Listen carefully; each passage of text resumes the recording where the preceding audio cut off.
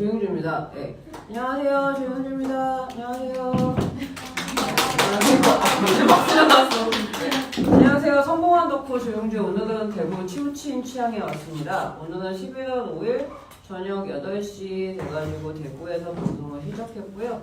현재 오늘의 지금 강연 같은 경우는 제가 블로그랑 같이 동시에 진행을 하기로 했습니다. 그래서 네이버에서 조용주를 치신 후에 그 조용주 블로그에 들어가셔서 공지에 덕후가 작가로 바로 서기까지 어떤 작가를 클릭하시고 같이 보시면은 강연에서 좀 더 집중되면요. 저는 성공한 덕후, 만화가 딸내미, 글쓰는 바리스타 등 다양한 별명으로 통하는 소설가입니다.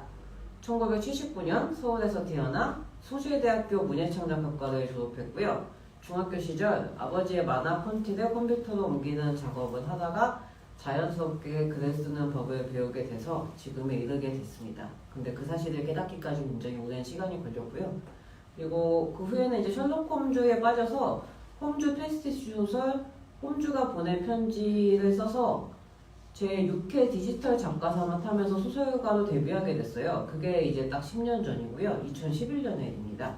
그 후로 2014년에 김수호 문학상 신인상을 받고 예스24랑 카카오 페이지 등에서 이제 여러 공모전에서 제가 상을 타면서 순문학이랑 이렇게 웹소설이랑 어설프게 걸쳐 있다가 붉은 소파가 세계문학상 대상을 수상하면서 이제 완벽하게 뭔가 이렇게 추리소설가로 인정을 받고 문학성도 인정받고 그러면서 얼결의 전업소설가가 돼서 지금에 이르게 됐습니다.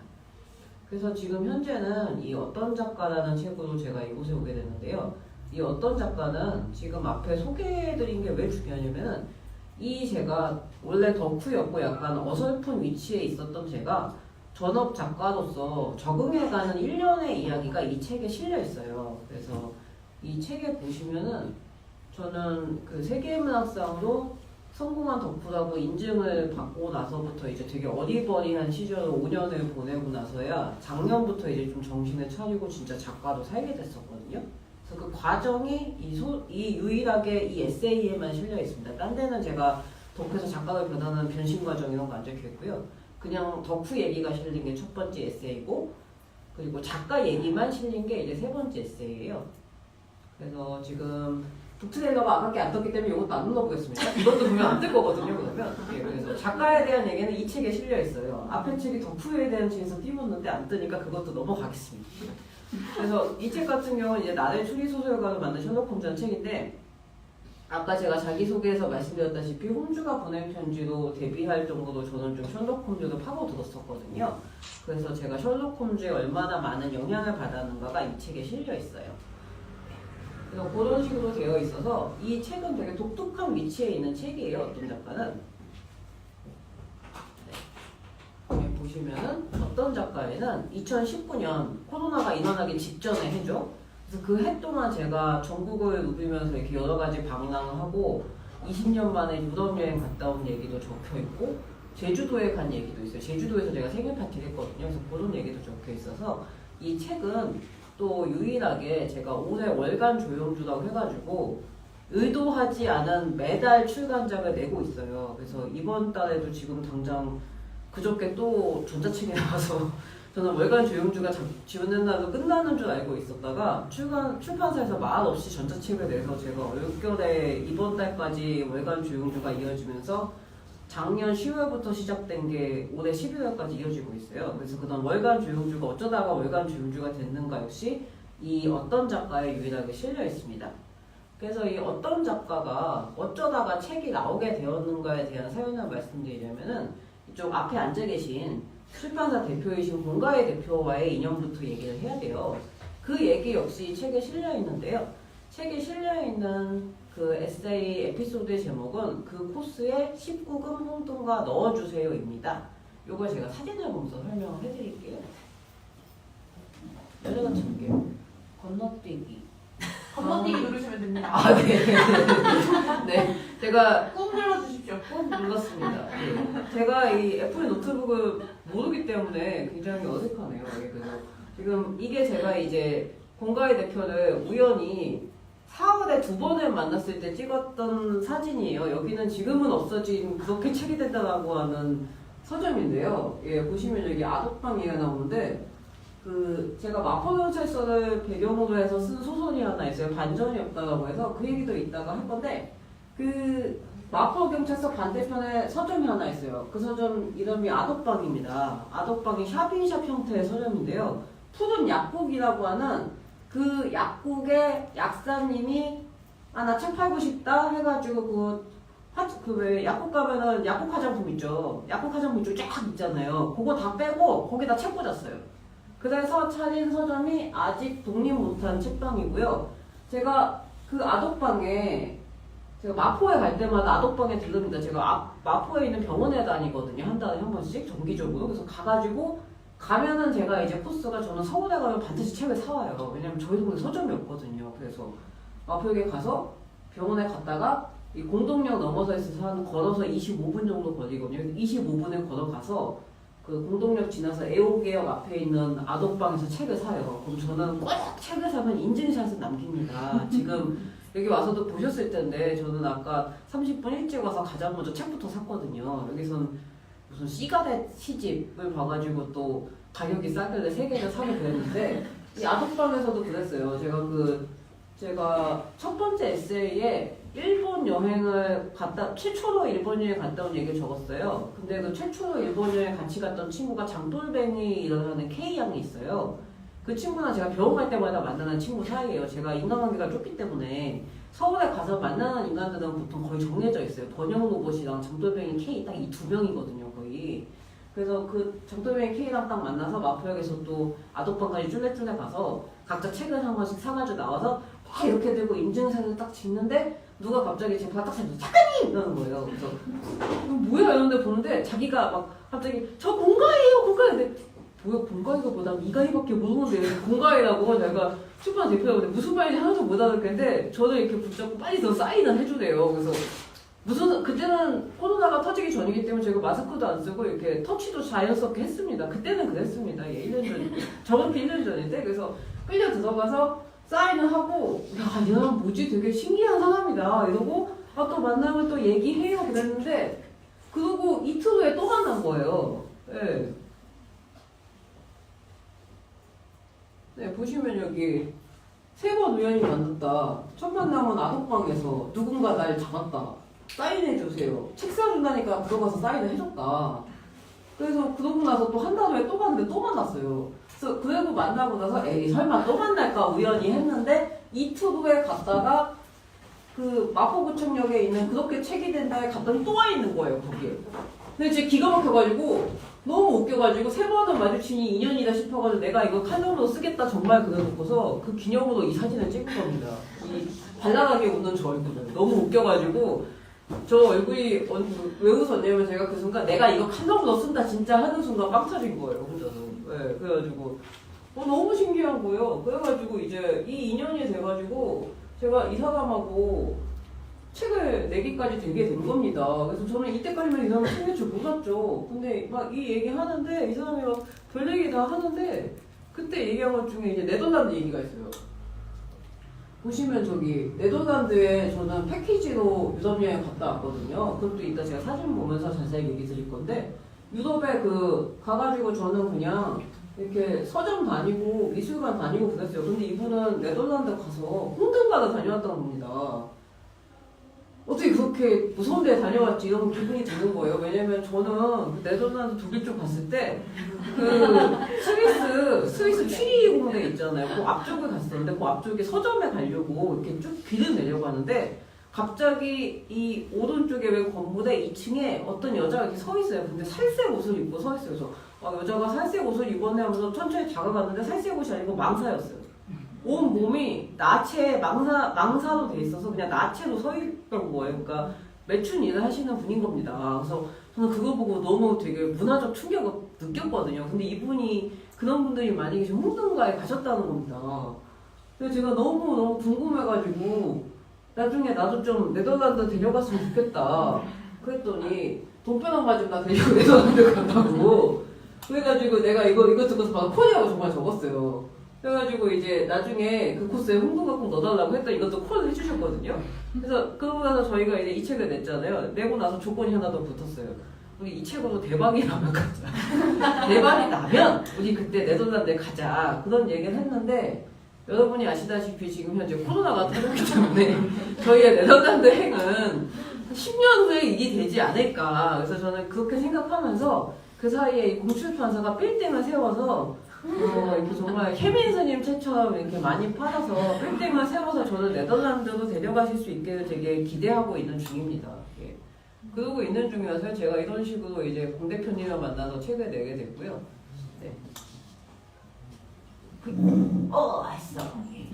그리고 이제 제가 이런 식으로 해가지고 제가 공 대표님이랑 작년 초에 이제 이 계약까지 하게 돼가지고 출간을 하게 됐는데요. 이 책에는 구체적으로 첫 번째 이 책을 쓰게 된 게 이제 예스24라고 하는 채널 예스라는 그 매거진을 내는 그 무엇이냐 그 예스24 인터넷 서점이 있잖아요. 거기에 이제 웹진 채널 예스라는 게 있어요. 그래서 제가 거기서 옛날에 2017년에 칼럼을 연재했었어요. 조영주의 성공한 덕후라고 해서.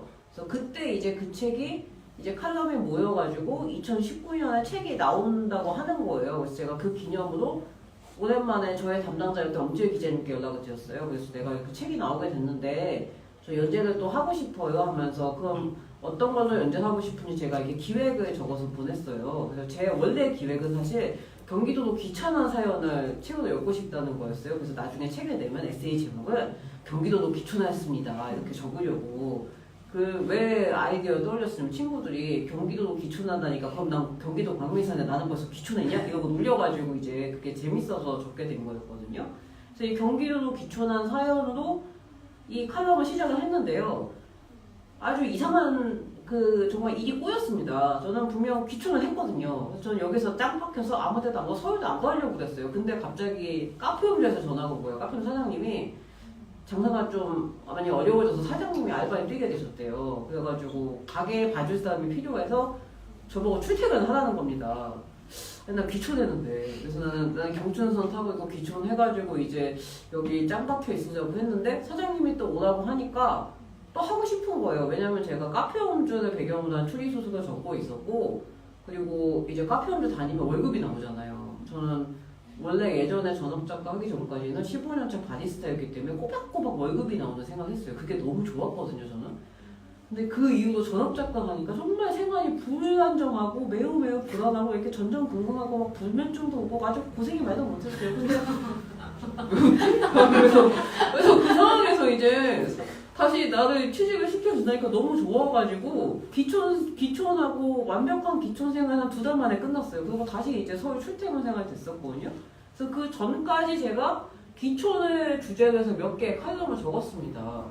그래서 그 앞쪽에 이제 귀촌에 대해서 칼럼을 적었는데 적다 보니까 이제 점점 찌질한 내용이 들어가게 되는 거예요. 일단 귀촌을 하게 된 계기 자체가 일단은 도시 생활에 좀 질려서 갔다는 건전적인 이유가 있었고 다른 이제 불건전한 이유가 빡쳐도 건설적으로 빡치지 않는 이 제목의 칼럼인데 층간소음에 지쳐서 사실 이사를 하게 된 거였거든요.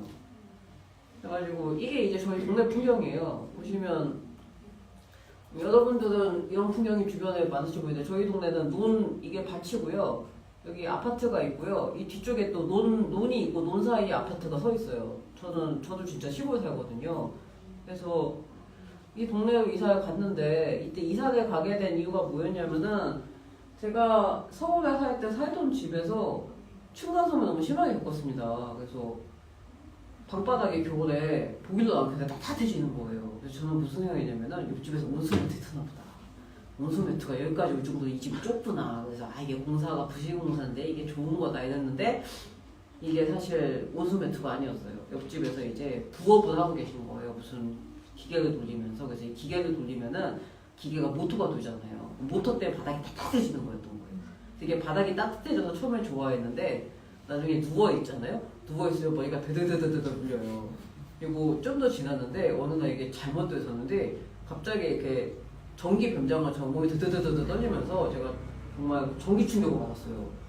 너무 놀라가지고 진짜 그때 이후로 제가 공황장애 가가지고 옆집에서 기계를 안 돌리고 있어도 저는 그 소리가 들리는 거예요. 데데데데데 들리고 막 갑자기 자려고 눕기만 하면 한 번씩 온몸이 찌릿찌릿해요. 지금도 저는 그래요 사실. 집에서 잘 때면은 늘 자기 직전에 그 당했던 게 되게 충격적이었는데 자다가 새벽 3시에 한 번 전기가 올랐었거든요. 그랬더니 자기 전에 늘 전기가 올라요 온몸에.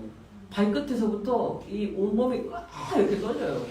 이 여행을 오면 또 괜찮은데 꼭 집에만 있으면 여행을 가면 되게 잘 자요. 여행을 가면 침대도 걱정 안 하니까. 그래서 어제 오늘 되게 잘 잤는데 지금 또 그런 거예요. 근데 제가 기초도 했지 않습니까? 이거 피해서.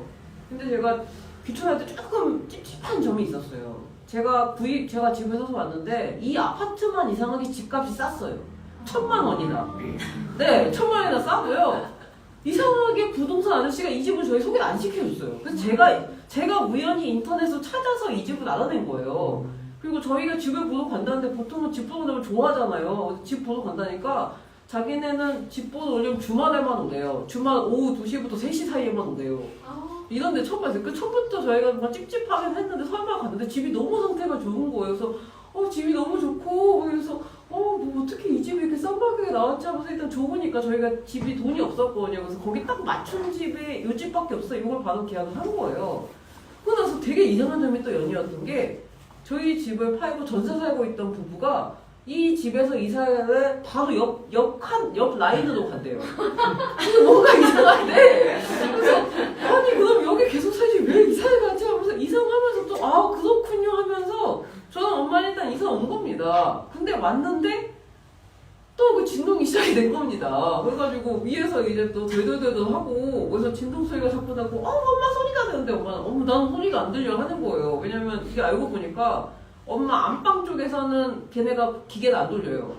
근데 내 바로 바로 윗방에서만 기계 돌리고 계셨던 겁니다. 그래가지고 나는 맨날 또 이게 전기가 오르고 머리가 아파서 막 벽을 두드리고 막 망치로 때리고 어느 날은 이렇게 있는데 그 소리가 이게 심해가지고 그 윗집에서도 난리가 나요. 윗집 할머니가 뛰어내려와서 고리를 소리소리 지르고 싸우고 있고 나는 거기 껴서 싸우고 싶은데 엄마가 이사 오자마자 그러는 거 아니라고 이웃 사이 원수이지 말라고 해서 참고 그렇게 막 그러면서 참았거든요. 근데 무슨 일이 일어나냐면은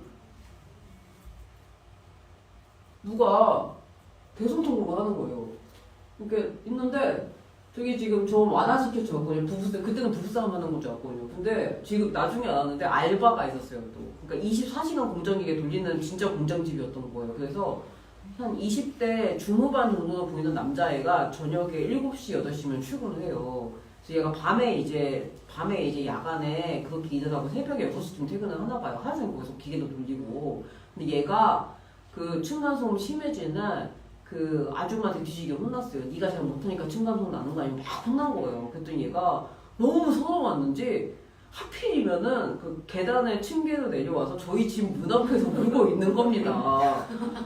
그래서 내가 우리 현관 앞이니까 들리죠. 그래서 내가 막 이러면서 서럽게 우는 거예요. 그리고 그 한 10분은 우는데 그래서 이제 윗집에서도 아저씨가 내서 그래 그럴 수도 있는 거지 잘했지 그래 많이 반성했지 다음에 더 잘해봐 이러는데 왜 하필 우리 집 앞에서 그러죠. 그걸 듣고 나니까 제가 기분이 어땠냐면은 도저히 못하겠어요. 제가 먹고 살자고 하는 짓일 텐데 제가 저 일을 하고 싶어서 여기서 공장 일을 하겠냐고 하면서 김동식 작가가 생각이 나고 네, 김동식 작가 하는 거 분이 아시는 분들 김동식 작가하고 있거든요. 저기 중학교 중퇴하고 그 주물 공장에서 일하다가 주물 공장에서 10년 동안 이렇게 국자로 철거에 쭈르르 따르는 그 일만 하던 공장 출신 작가 김동식 작가에서 그 친구 얼굴 자꾸 떠오르는 거예요.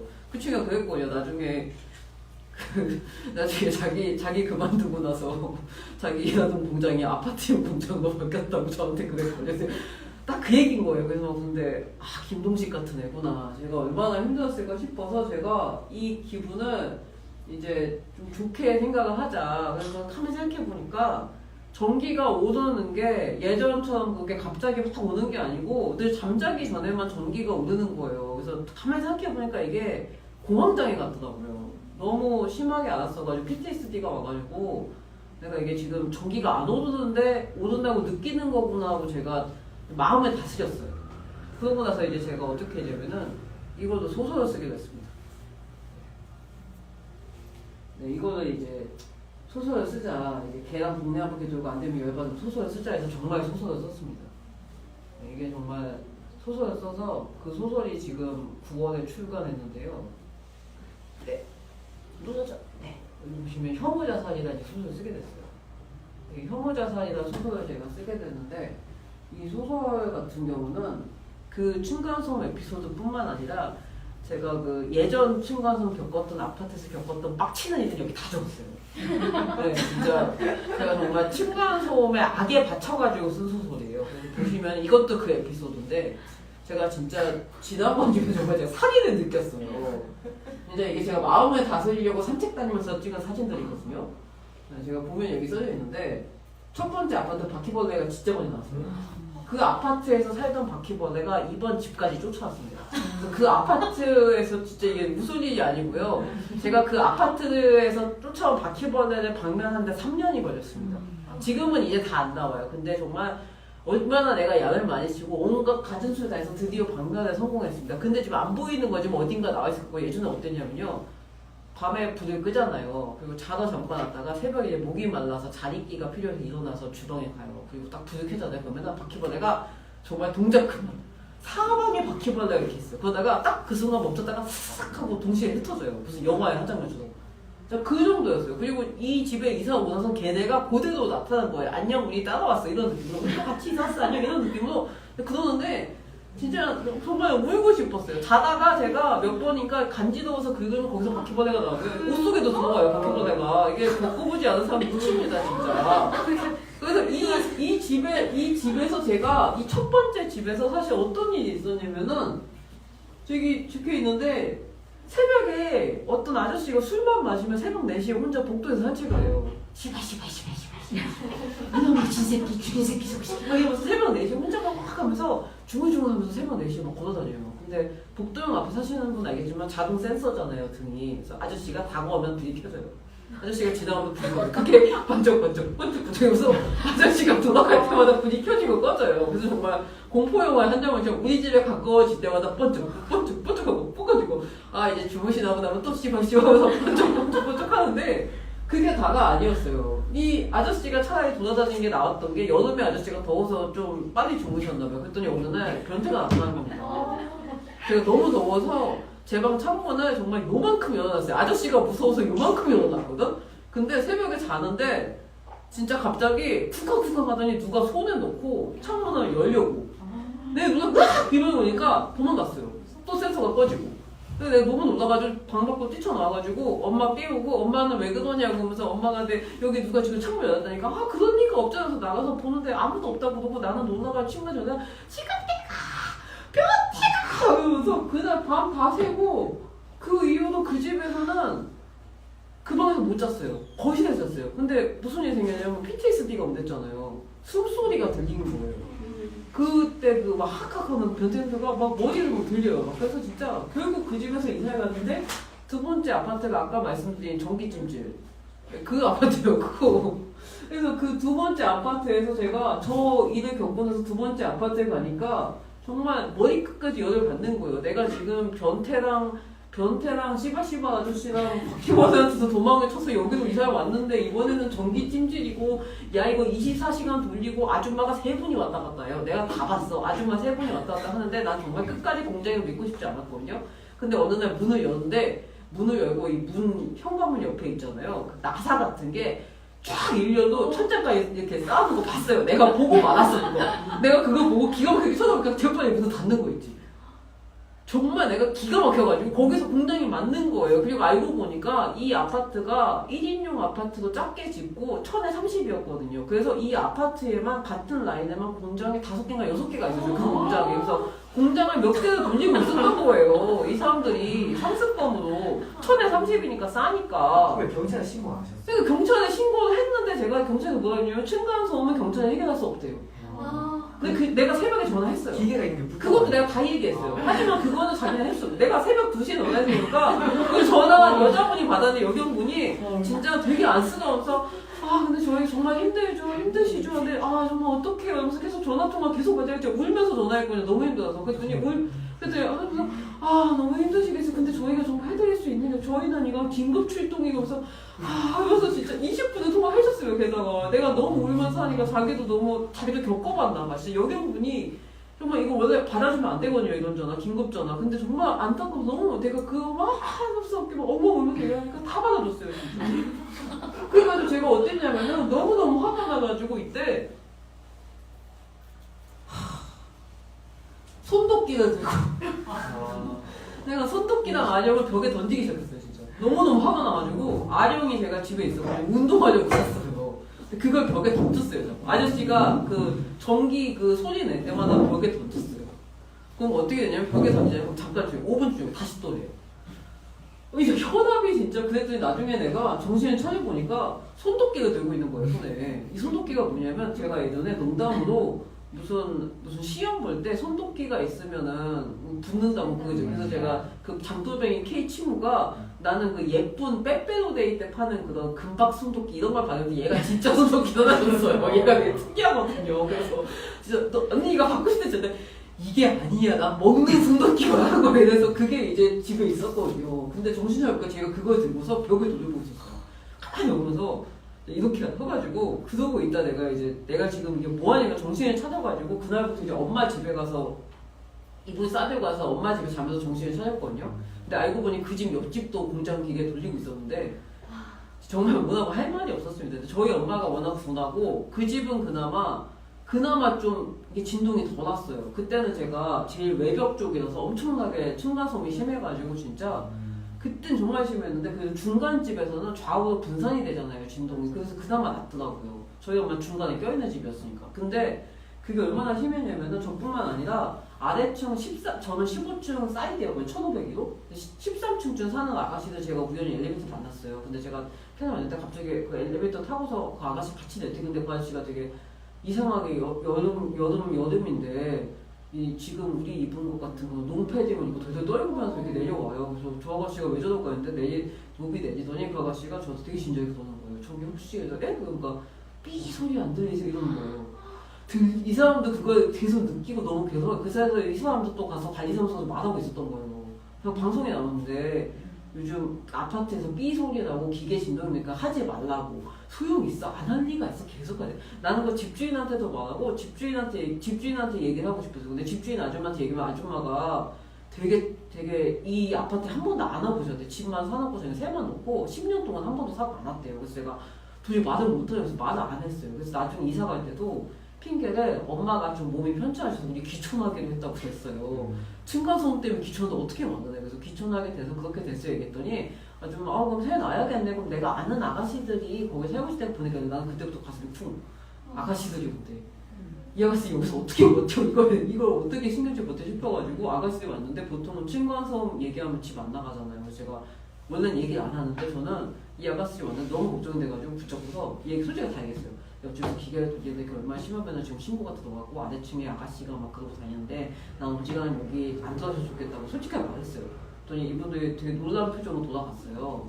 그래서 이제 근데 거기도 집에보다 아무도 안 오는 거예요, 이상하게. 그래서 이 아가씨 말고 집주인한테 얘기하자면 그냥 조용히 여기는 들이지 말라고 그랬거든. 근데 나중에 제가 이사 가고 나서 이사 간 다음 날쯤 집주인한테 전화해서 뭐라고 했냐면은 사실 그 아가씨가 내 딸이었다고.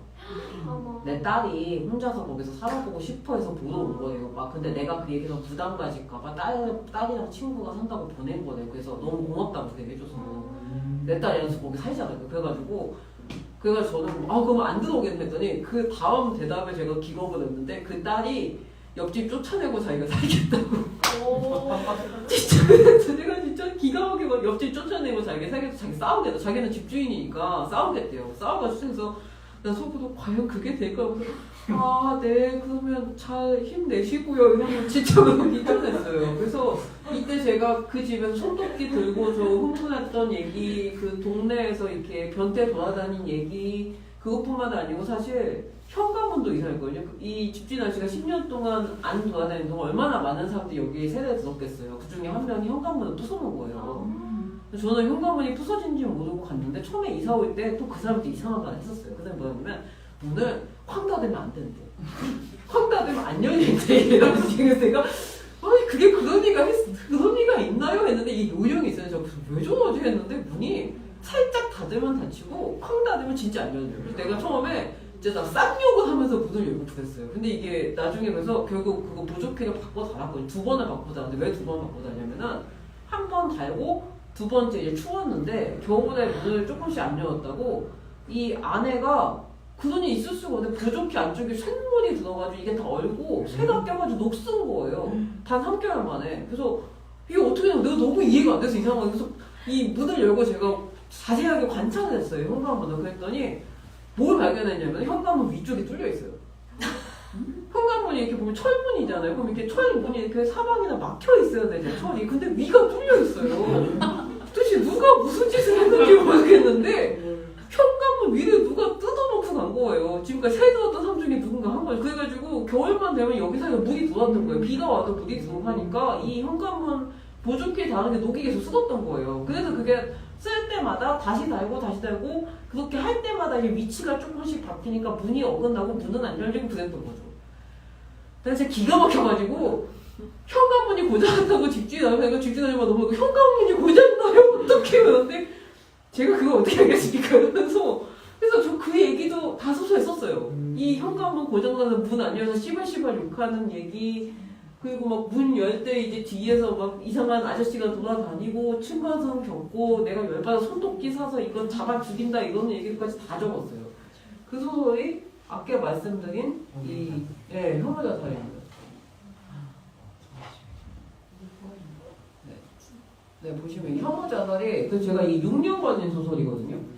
네, 6년 걸린 소설인데요. 참 얼마 전에 이제 제가 강연을 아예 혐오자살 강연을 했어요. 근데 지금 동영상이 안 열리니까 이것도 열려보지 맙시다. 네.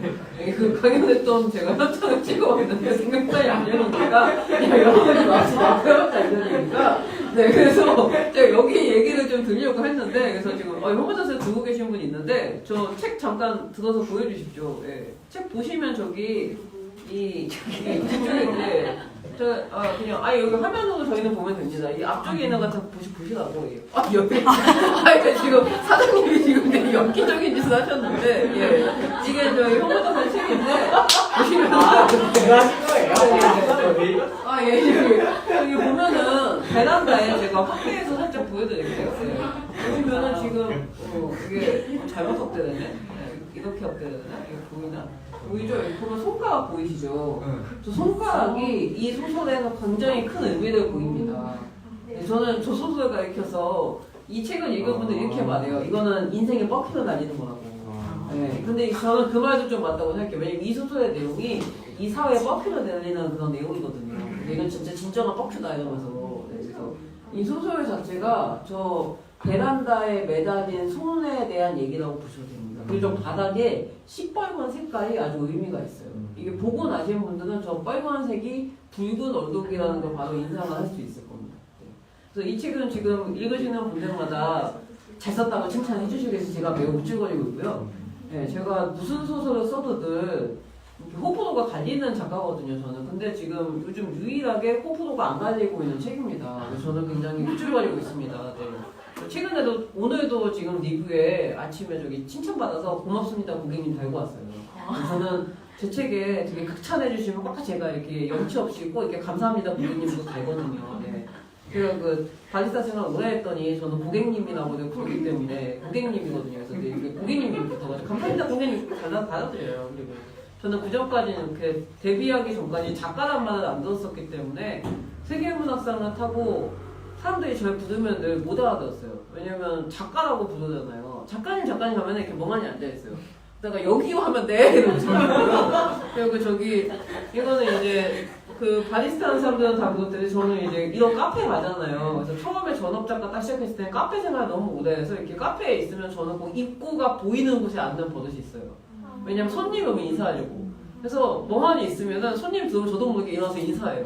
카페에 있는데 나는 지금 이 카페 내 카페가 아닌데 나도 모르게 이러면서 예 어서오세요 그러면 이렇게 인사하고 내가 인사 맺지 않고 여기 이러는 진짜 그래요. 그 한동안 저는 한 1년을 그랬어요. 1년을. 그리고 이렇게 강연회 같은 데 가서 작가님들 인사하면 왜 작가님 오면 누가 작가님이 왔나봐 이러면서 뒤를 막 보고 뒤에는 없고 나만 있고 나 내가 작가다 이러면서 인사드리고 저는 그게 되게 오래 걸렸어요. 그래서 이 책에는 그런 식의 덕후에서 작가로 바뀌어가는 그 어리버리한 과정이 여기다 들어있습니다. 그래서 혐오자살을 제가 그런 식으로 적어서 6년 만에 출간을 했는데 그 책은 사실 이 반전이 없다라는 소설의 전 내용이에요.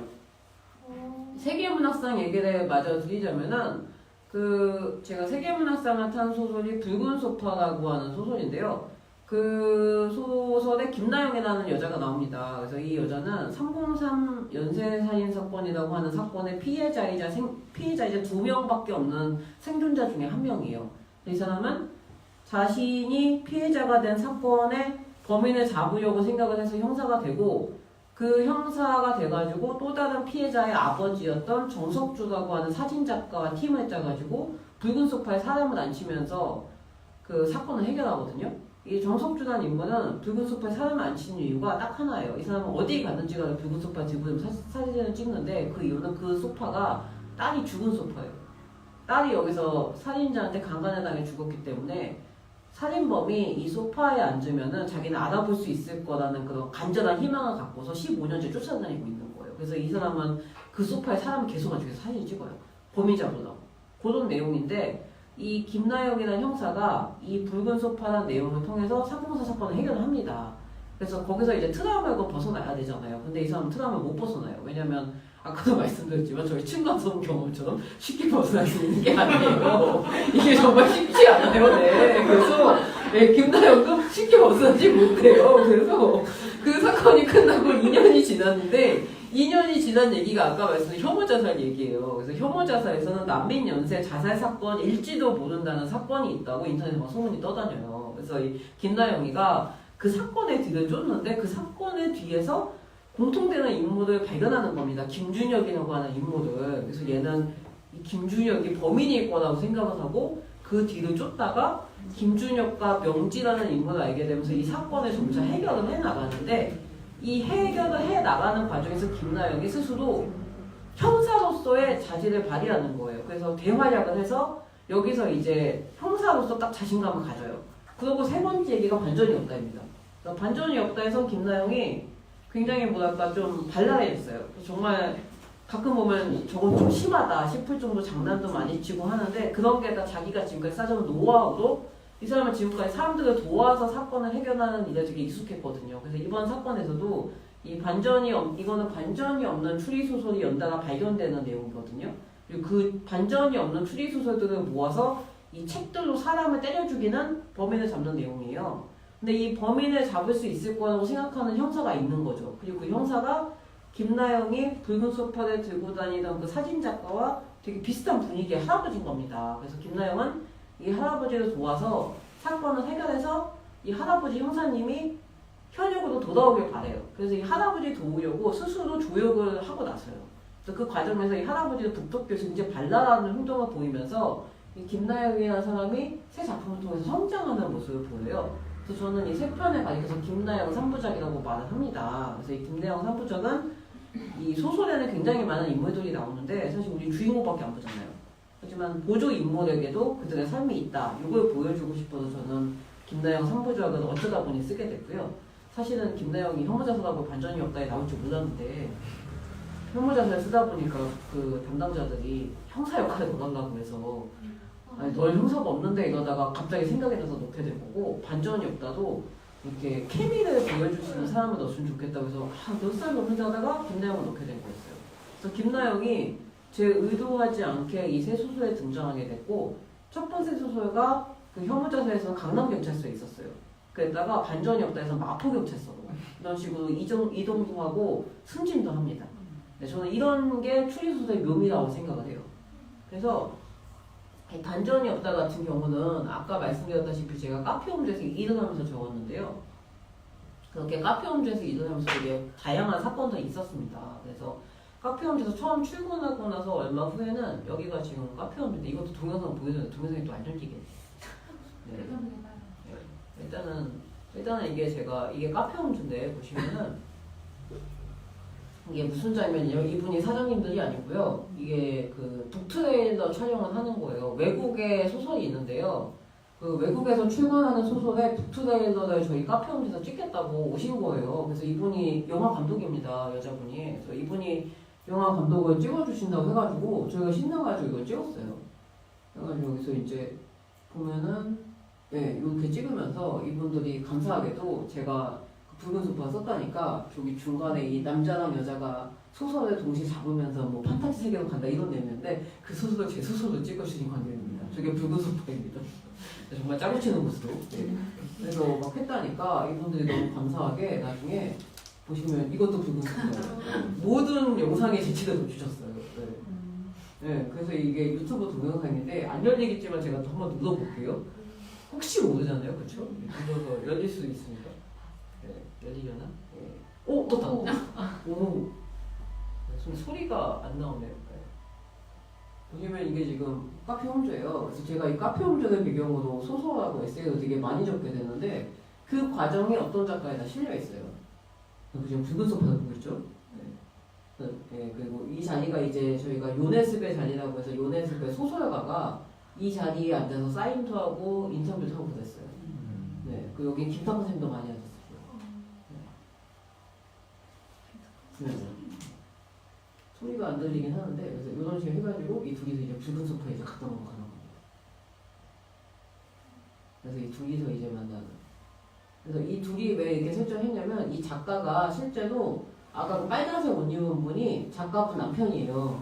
그래서 이 여자분은 실제로 저 유색 인종이신 저분 같이 저렇게 생겼어요. 실제 이 부부가 이렇게 동양인하고 이렇게 그러니까 해외 커플 뭐라고 하죠 그걸? 그러니까 아무튼 나라가 다른 커플입니다. 그래서 이 서울에서 살면서 여자 작가분이 서울에 살면서 영어도 소설을 쓰세요. 그래서 이제 우리나라에서 이렇게 해서 진짜 이런 커플이에요. 네. 그래서 저희 카페 홈즈에서 이걸 찍고 가셨어요. 이게 그분 소설이에요. 네. 오 이게 또 열리네 여기서. 아까는 안 열리더니 거참. 네. 그래가지고 카페 홈즈에서 이런 식으로 제가 이제 간 이후로 이런 희한하게도 또 이렇게 사람들이 막 많이 찾아오게 되는 겁니다. 그래서 저는 이때 이후로 이제 카페 홈즈 배경으로 해서 굉장히 여러 가지 그 재밌는 일들을 하게 돼서 그걸 이제 또 칼럼으로 적게 됐어요. 보면 그래서 이제 반전이 없다에는 카페 홈즈에서 제가 보거나 그런 걸 배경해서 많은 걸 적었는데 이 반전이 없다에 출간하고 나서 또 재밌는 일이 있었어요. 그 제가 아까 여기 왔는데 사실 이 손님 보고 제가 약간 깜짝 놀랐거든요. 이 지금 흰 고양이 SOS가 제가 소설 속 등장인물 얘기인데 그 반전이 없대 백진주라는 인물이 등장을 해요. 화이트펄이라는 출판사의 대표로 등장을 하는데 그냥 화이트펄 하니까 이름 짓기 귀찮아 백진주 지었어요. 근데 실제로 페이스북 친구 중에 백진주가 있었던 거예요. 너무 신기해가지고 그래서 그 백진주라는 분이 저 고양이를 키워요. 저 고양이 이름이 미남이거든요. 흰색 고양인데 그 미남이를 키워서 제가 너무 신기해가지고 이분한테 이제 제가 나중에 책이 나오면서 기념이라서 백진주 씨가 나오는 소설에 이거 보내드렸어요. 근데 보셨잖아요. 닮았어요. 얼굴이 너무 닮았어요. 내가 너무 놀라가지고 그래서 아니 진주 씨 광주 사는데 이거 아니 잠깐만 그래서 내가 순간 진주 씨가 물어봐야 되나? 그래서 아니 잠깐만 이거 대구잖아. 광주에서 대구까지 왔나? 아니 뭐 가까이 되게 혼났었어요. 그래서 그래가지고 이제 진주 씨를 모델로 이거 썼는데 나중에 이제 소설이 나오고 나서 이 고양이 있죠. 그래서 저희가 막 되게 좋아했는데 이 고양이가 이 소설에 나오면서 제가 막 좋아하고 이걸 이제 칼럼으로까지 적은 다음에 이 책에 실렸거든요. 미남 고양이 얘기가. 근데 이 미남이가 죽었습니다. 갑자기 변사했어요. 진짜 집에서 갑자기 이 옷이 죽었어요. 그래가지고 너무 놀라가지고 너무 안타까워서 이 집 뒤에 부기로 실었어요. 갑자기 미남이가 죽어서 미남이의 그 명복을 빈다고 제가 그런 사건이 있었고 이렇게 소설 쓰다 보면 이런 일이 되게 많이 생겨요. 희한하게. 네, 아니 보통은 이런 일이 있기가 힘든데 어떻게 이런 일이 생길까 싶어요 진짜. 네. 그래서 이걸 적을 때는 제가 그 동네에서 그냥 고양이가 갑자기 한 마리 안와서 막 울면서 엄마 찾는 거 저기 너무 신기하다 한 거였는데 나중에 그 미남이가 그렇게 뭐랄까 그 죽었다니까 되게 기분 이상하더라고요. 이런 그래서 이렇게 미남이 얘기를 적었는데 이렇게 되다니 뭔가 되게 기분이 이상했어요. 왜냐면 제가 그렇게 책이 된다 해서 만났다고 아까 말씀드렸죠. 그 책다가 없어졌거든요. 근데 그 어떤 작가 보시면 아시겠지만 그 책단에 제가 소개한 글이 뭐였냐면은 망한 땅콩문고 사장 얘기를 하면서 적었습니다. 그래서 망한 땅콩문고 사장님이 제가 카페 홈즈에서 일할 때 놀러 오셨어요. 근데 제가 그 땅콩문고에서 책을 샀던 사람이거든요. 근데 사장님이 제가 제가 여기서 책을 샀어요 했더니 뭐라고 했더니 안녕하세요 망한 땅콩문고 사장입니다 이러는 거예요. 그래서 막 가슴이 무너지는 기분이었거든요. 그때 내가 기분이 되게 안 좋았는데 그 얘기를 적으면서 제가 뭐라고 적었냐면 망원동에 새로 생긴 서점 그렇게 책이 된다는 오래 갔으면 좋겠습니다 적었는데 그렇게 적은 서점이 이 책을 출간하고 얼마 후에 없어진 겁니다. 정말 기분이 정말 되게 착잡했어요. 근데 이것도 또 이런 거예요. 이 희구양이가 SS를 보냈다. 얼마나 애절하게 막 불렀을까 했는데 미나미가 죽었대. 아, 진짜 그 기분이 진짜 뭔가 내가 나쁜 짓 한 거 같고 되게 기분이 이상하더라고요. 근데 저는 이런 일이 되게 뭐랄까 까마귀 난 뒤에 배 떨어지는 일이 되게 많아요. 그래서 이것뿐만 아니라 사실 반전이 없다는 이거 내년 동안 되게 사건이 많았는데 이 보시면은 무슨 일이 있었냐면 조송희 씨라고 제가 그 블로그 이웃인데 돌아가셨어요. 근데 이게 되게 이상한 일인데 제가 10월 초에 갑자기 이분이 꿈에 나온 거예요. 돌아가신 조선. 저는 이분 얼굴을 모르거든요. 그냥 블로그 이웃이고 제가 붉은 소파 나왔을 때 크리스마스 카드 보내도 이 정도 인연이고 뭐 댓글로 대화가 됐는데 이 보시면은 조성희 씨가 저한테 친구도 만들어주셨어요. 이게 이제 단상고양이라고 하는 그림인데 한혜숙이라는 작가님이세요. 근데 이 작가님이 이 고양이가 직접 키우는 고양이를 모델로 해서 그리시는데 이분이 붉은 소파에 잠든 고양이 그림을 그리셨다는 거예요. 그래서 저보고 이 작가님하고 친하게 지내래요. 되게 인연인 것 같다고. 자기가 아는 두 명의 작가가 둘 다 붉은 소파에 한 명은 소설 쓰고 한 명은 붉은 소파 고양이 지었다고 두 분이 친하게 지내서 막 그랬어요. 그래서 셋이 좀 친해져가지고 맨날 막 쓸데없이 덕후도 만나본 적 한 번도 없는데 한 명은 천안 살고 한 명은 파주 살고 저는 서울 살고 막 셋이 맨날 쓸데없이 수다 떨고 그랬어요. 크리스마스 이브 때까지. 근데 이분이 갑자기 돌아가신 거예요. 그래가지고 막 우리 다 충격받고 이게 무슨 일인가. 네, 갑자기 돌아가셔가지고 했는데 이분이 갑자기 올해 10월 초에 꿈에 나왔어요. 근데 그분이 나한테 꿈에 나와 뭐라고 했냐면은 긴 머리의 미녀가 꿈에 나왔어요. 긴 머리의 미녀가 제가 우연히 공원에서 만났어요. 근데 공원에 만났는데 그 사람은 한눈에 조성희 씨인 거 알아봤어요. 그래서 여기 왜 있어요? 그래서 내가 왜 있냐니? 그러니까 아니 다들 죽었다고 다니가 그러니까 무슨 얘기가 죽이면서 이러면서 내가 조금 아파서 병원 쪽 갔더니 누가 죽었대? 그래서 아니 지금 게시물이 막 글이 뜨고 막 다들 부고가 안 하고 그랬는데 무슨 얘기가 아니 내가 좀 아파서 병원에 오래 갔다 왔어 나 안 좋았어 이랬거든요. 그래서 제가 너무 기분이 좋아가지고 아 그랬구나 그러면서 막 신나게 놀았어요. 막 수다 떨면서 막 그 댓글에 막 수다 떨다가 막 신나고 딱 일어나는데 딱 일어나가지고 이제 안 죽었구나 그래서 내가 착각했어 딱 일어나는데 주변이 깜깜한 거예요. 기분이 어땠냐면은 뭐야 이거 뭐야 왜 갑자기 주변 깜깜 나 방금 전까지 공원에 있어. 진짜 꿈이 너무 리얼해서 꿈인 줄 모르고서 한 1시간을 그러고 멍하니 있다 1시간을 깨달은 거야. 그게 꿈이구나. 난 진짜로 내가 착각을 했구나 하면서 되게 기뻐가지고 막 블로그에 조승희 씨 안 죽었어 이런 글을 올리려고 막 그러고 있었거든요. 근데 너무 충격을 받아가지고 그날 진짜 울었어요. 한 되게 막 가슴이 미어지듯이 되게 아픈 거예요. 갑자기 꿈에 나니까 너무 기분이 이상해가지고 막 그래가지고 제가 그거는 막 꿈에다 올렸고 그래서 내가 그때 사회에서 너무 기뻤는데 죽어서 되게 슬펐다 이렇게 적었는데 희한하게 그 이후로 제가 조성희 씨를 아는 분을 두 분이나 알게 된 겁니다. 그게 한 분은 이 치우친 취향 관계자시거든요. 아니 제가 조성희 씨를 안다고 했는데 그분이 자기도 조성희 씨를 안다는 거예요. 그래서 제가 기분이 너무 이상한 거예요. 그래가지고 치우친 취향에 오라고 하니까 제가 가야겠다고 생각을 했어요. 그래서 치우친 취향에 와야겠다고 생각해서 여기 오게 됐고 그것뿐만 아니고 제가 최근에 이제 몽실북스다운 출판사랑 계약을 했거든요. 근데 거기 편집장이 저한테 그러는 거예요. 자기가 1% 반전이 없다 책을 가져왔는데 반전이 없다 책에 보면은 그 책을 기다리시다 돌아가셨거든요. 제가 곧 낸다고 계속 그랬는데 출판사가 출간 일정이 있으니까 안 나와서 그래서 제가 그게 너무 좀 슬퍼가지고 나중에 출판사에 부탁을 드려서 앞에 발문에 고 조성희 씨께 바친다고 적어달라고 했어요. 그래서 그건 발문에 고 조성희 씨께라고 적었거든요.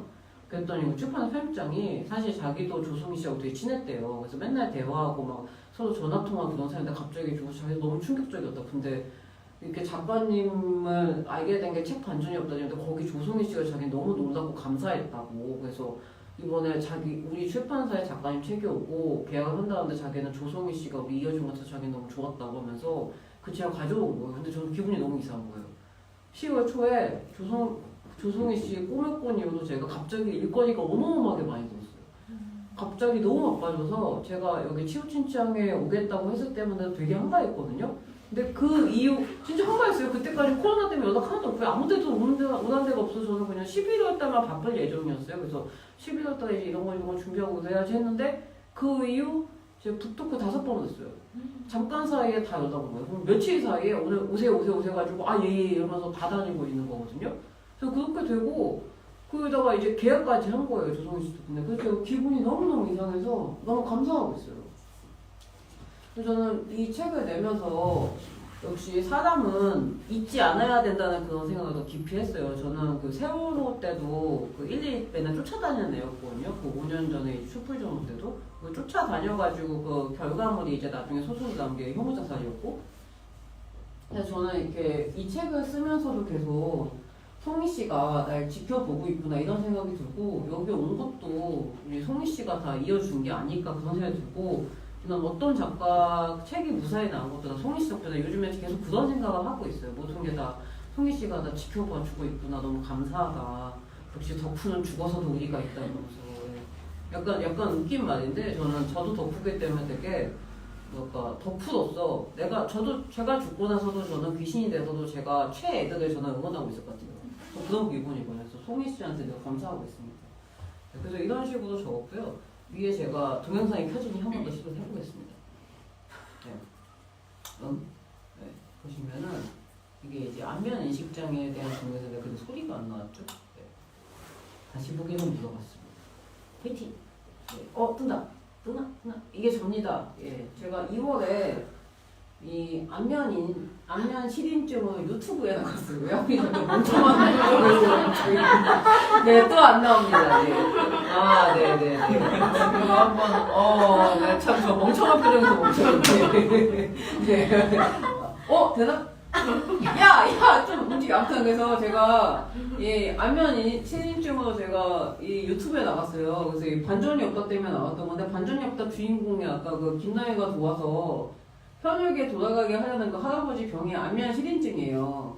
치매 초기 단계처럼 그 안면 실인증이어서 사람 얼굴을 구별을 못하는 바람에 5인 체포를 하게 되는 겁니다. 그 할아버지 친전인데 그래서 이 김나영이가 이 할아버지가 안면 실인증을 해결할 수 있게 하려고 되게 도우려고 노력을 하거든요.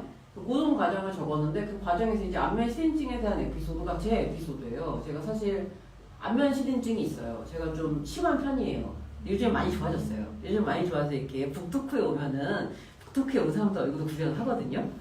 이게 너무 웃기시죠? 나도 안 웃겨요. 제가 여기는 지금 안 나와서 내가 이거를 보여드리려고 했는데 제가 얼마나 심했냐면은 제가 저희 엄마 얼굴을 못 외웁니다. 그래서 그 예전에 얼마나 심했냐면 그 마을버스에서 엄마랑 창동역에서 같이 탔어요. 제가 쌍문동 살 때 창동에서 마을버스 같이 탔는데 이제 몰랐어요. 이 앞에 아줌마가 앉아있어서 그냥 앞에 서 있었어요. 근데 내리기 직전에 이렇게 가만히 있다가 앞에 아줌마 보니까 그래서 되게 낯익은 옷을 입은 아줌마인 거예요. 모자도 되게 낯익고 그래서 가만히 보니까 우리 엄마가 입은 옷인데 그래서 아침에 우리 엄마 저 옷을 입고 계속 한참 보다가 계속 엄마를 머리 위에서 계속 보고 있다가 한참 지나서 내일은 설마 싶은 기분으로 엄마 이랬어요. 그때 엄마가 고개를 들면서 너 언제부터 이상하게 이러는 거예요. 그러니까 엄마는 계속 멍하니 앉아있는 걸 몰랐고 나는 엄마가 앉아있는 게 몰랐다고 계속 앞에 서 있는데 왜 모르는 아줌마이네 이러다가 내릴 때가 돼서요. 그 사이 깨닫고 제가 너무 스스로 충격받아서 엄마한테 들키자요. 나 계속 있었는데 내가 엄마를 못 보고 있었네 이러고 웃기고 자빠졌네 계속 쳐다보고 있었는데 그래서 그때 제가 처음으로 내가 이 정도로 안면 실인증이 심하구나 느꼈어요. 그래서 요걸 이제 제가 이 소설 에피소드도 넣었습니다. 이 친전이 마누라 얼굴을 못 알아보는 걸로. 그래서 아침에 일어날 때마다 자기 얼굴이 낯설고 길 가다가 꼭 마누라 얼굴 못 알아봐요. 맨날 스쳐 지나가고 마누라 맨날 상처받고. 근데 제가 실제로 그러거든요. 제가 안면 실인증 정말 심할 때는 새벽에 자다가 이렇게 깨잖아요. 근데 제가 백내장 수술을 했거든요. 한번 백내장 수술했더니 이제 얼굴 이제 안경을 좀 벗어도 잘 보여요. 그리고 안경 썼을 때 눈 크기가 조금 커졌거든요. 옛날 눈이 좀 더 작아 보였어요. 그랬더니 제가 안경을 새벽에 쓰고 자다 깨서 화장실에 가잖아요. 불을 켜잖아요. 그걸 보고 깜짝 놀라요. 저 사람 누구야? 이러면서 접니다. 제 얼굴인데 못 알아보는 거예요. 안면 실인증이 너무 심하니까 이게 인식을 못해서 한 1년을 그렇게 제가 제 얼굴을 못 알아봤어요. 그래서 가장 심했을 때 버스에서 탔는데 버스 이게 백미나 이쪽에 얼굴 빛이 되죠. 그래서 딱 봤는데 저 애는 뭐야 자꾸 노려보지? 여기다가 이렇게 딱 보면서 또 노려보고 있어요. 근데 나중에 보니 저더라고요. 그런 적 되게 많고 심할 때 제 동생도 좀 사람을 못 알아보고 그래서 길 가는데 동생이랑 손을 못 알아보고 스쳐지더라고. 굉장히 그런 일이 많았어요. 근데 너무 웃긴 건 동생 친구들은 저랑 엄마랑 제 동생까지 다 알아본대요. 왜냐면 저랑 엄마랑 동생이랑 똑같이 생겼대요. 얘네들 볼 때는. 근데 저희는 손을 못 알아보는 거예요. 그래서 안면 실질증은 유전이 아닐까 저는 좀 의심을 하고 있고 실제로 저희 가족들이 다 좀 사람 얼굴을 잘 못 알아보는 편이거든요. 그래서 왜 그럴지 모르겠다고는 생각이 들어서 실제로 이건 아직 원인이 밝혀지지 않았고 고치는 방법도 안 나왔어요. 근데 제가 경험을 해보니까 늘 인식을 하려고 노력을 하면 좀 나아져요. 예를 들어서 저는 여기 오잖아요. 그러면 오기 전날 공부를 합니다. 만나기 전날에 내가 만날 사람 어떻게 되는지 막 공부해요. 그러면은 그날 계속 생각을 하고 있기 때문에 다 모르는 사람들 사이에 있어도 그 사람을 알아볼 수가 있어요. 근데 여기에 약점이 하나 있습니다. 제 친구들 만날 때 꼭 일어나는 약점인데 제 친구 중에 한 명을 제가 만나기로 했어요. 근데 제가 이 친구를 만나기로 하고 약속 장소에 갔어요. 근데 이 친구가 좀 늦었어요. 근데 이 친구가 닮은 사람이 마침 앉아있는 겁니다. 그 사람한테 가서 민선아 그 사람 가서 그래서 민선이 아니냐 이거 아닌데 왜 이거 뒤로 확 봤더니 저 뒤에서 또 비스듬해서 막 가가지고 눈치 보다가 민선아 차 엇보고 가니까 친구가 너 왜 그래? 그랬더니 민선아 이러고 제가 그 친구한테 3번을 그랬어요. 그리고 다른 친구 같은 경우는 어땠냐면은 그 친구는 그 친구가 머리 스타일 한번 바꾼 거예요. 맨날 앞머리가 없다 한 번 앞머리를 자르고 단발을 한 거예요. 그때 그게 안 헤어졌나 봐요 얼굴이. 그래서 그날은 얼굴이 정말 안 헤어졌나 봐요 제가. 그래서 만났을 땐 처음에 인식을 하고 막 긴장해서 가서 친구를 찾았어요. 근데 중간에 이제 카페에서 잠깐 화장실 갔다 올게요. 친구가 카페에서 화장실 나가고 저 잠깐 멍하니 있다가 친구 화장실에 나오면서 저도 화장실 가고 나왔는데 친구를 못 찾았어요. 친구가 없어가지고 나와가지고 카페 앞으로 나가서 야 너 어디 갔어? 그러니까 친구가 뒤를 돌아봐. 뒤를 돌아봤는데 없어요. 그래서 야 너 없잖아. 그러니까 내가 지금 손을 들고 있어. 손을 흔들고 있는데 저 카페 안에서 누가 앉아서 이렇게 기가 차더라고 막 손을 흔들고 있는데 내가 누군지 모르겠어. 그게 너야? 그러니까 친구가 너 병원 가 이러면서 정말 병원 가라고 친구가. 근데 제가 이 친구한테 2번을 그랬어요. 한 번은 이거였고 두 번째는 백화점에서 이렇게 자판이 이런 식으로 돼 있었거든요. 그래서 저희가 브레이지어 구경을 둘이 하고 있어요. 백화점에서 막 브레이지어 구경하는데 친구가 이렇게 마주보고 서서 구경을 하다 고개를 숙였어요. 그리고 구경을 딱 하다가 고개를 딱 들어서 친구가 없어진 거예요. 그래가지고 얘가 어디 갔지 하고 한참 친구를 찾아서 반대편 와서 막 선글라스 구경하고 하다 그래도 없어 친구가 찾았어요. 야 너 어디 갔어? 하니까 일로 와. 그래서 어디로 가? 아까 속옷 구경하던데 그래서 막 왔더니 친구가 확 손을 들었어요. 야 너 어디 갔어? 내가 너 맞은편에 서서 계속 속옷 구경했는데 네가 고개를 들더니 갑자기 나랑 눈이 맞추더니 반대편을 가더라고. 그래서 나는 네가 장난치는 줄 알았어. 근데 네가 정말 나 못 알아본 거더라. 지금도 계속 날 찾고 다니는데 그게 너무 놀라가지고 진짜 너무 제가 충격받은 거예요. 왜냐면 저는 진짜 그 사람이 제 친구인지 못 알아봤거든요. 그래서 너무 충격받아가지고 내가 왜 그러니까 병원에 가라고 그래서 친구가. 저는 진짜 너무 쇼크받고 그게 몇 년 전 일이에요. 고작 2년 전 일이에요. 그래서 지금은 제가 남양주에 와서 사람을 거의 안 만나니까 아예 안 만나니까 차이 난 것 같아요. 왜냐면 늘 긴장을 하고 나가거든요. 서울에 나갈 때. 그래서 좀 나는데 사실 아직도 지금 제가 공가의 대표와 같이 왔지 않습니까? 이 공가의 대표 오랜만에 만나면 멀리서 보면 누군지 모르겠어요. 사실 내가 말은 안 했는데 어저께 저희가 만나서 이렇게 부강역에서 만나왔거든요. 부강에서 만나는데 저 누가 막 이렇게 손을 흔들어요. 모르는 사람이었어요. 자기가 손을 흔들고 있대서 근데 저기 누가 이렇게 롱패딩을 입으면서 손을 막 들고 있어요. 저 사람인가 하면서 가까이 왔는데 목소리 들을 때까지 확신을 못했어요. 목소리 듣고 나서 막 만나면서 이거 진짜 그랬어요. 이 사람은 전혀 몰랐어요. 근데 저는 진짜 그때 계속 기분이 어땠냐면 모르는 사람이에요. 계속 모르는 사람. 그때 목소리 듣고 걸어가다 보니까 아는 사람이더라고요. 걸음걸이랑 이 말투나 행동이 맞는 사람이고 그때부터 이제 이 사람 얼굴이 보이더라고요. 그래서 되게 이상한 기분인데 그걸 저는 이 소설에다 적었습니다. 그래서 어떤 일이 일어났느냐 사람들이 말이 안 된대요. 왜 사람이 그러면 상대방이 말을 하는데 왜 못 알아듣냐? 그 사람이 왜 못 알아보냐고. 목소리 들어도 못 알아보니까 믿진 않는 거예요. 근데 이게 진짜 목소리가 똑같아도 인식을 못 하거든요. 왜냐면 내가 보이는 거랑 들리는 게 같다고 이게 이해가 안 되거든요. 근데 이걸 사람들이 이해를 못해요. 목소리가 똑같으면 알아볼 수 있는 거 아닌가요? 이게 다 달려있어요. 평마다.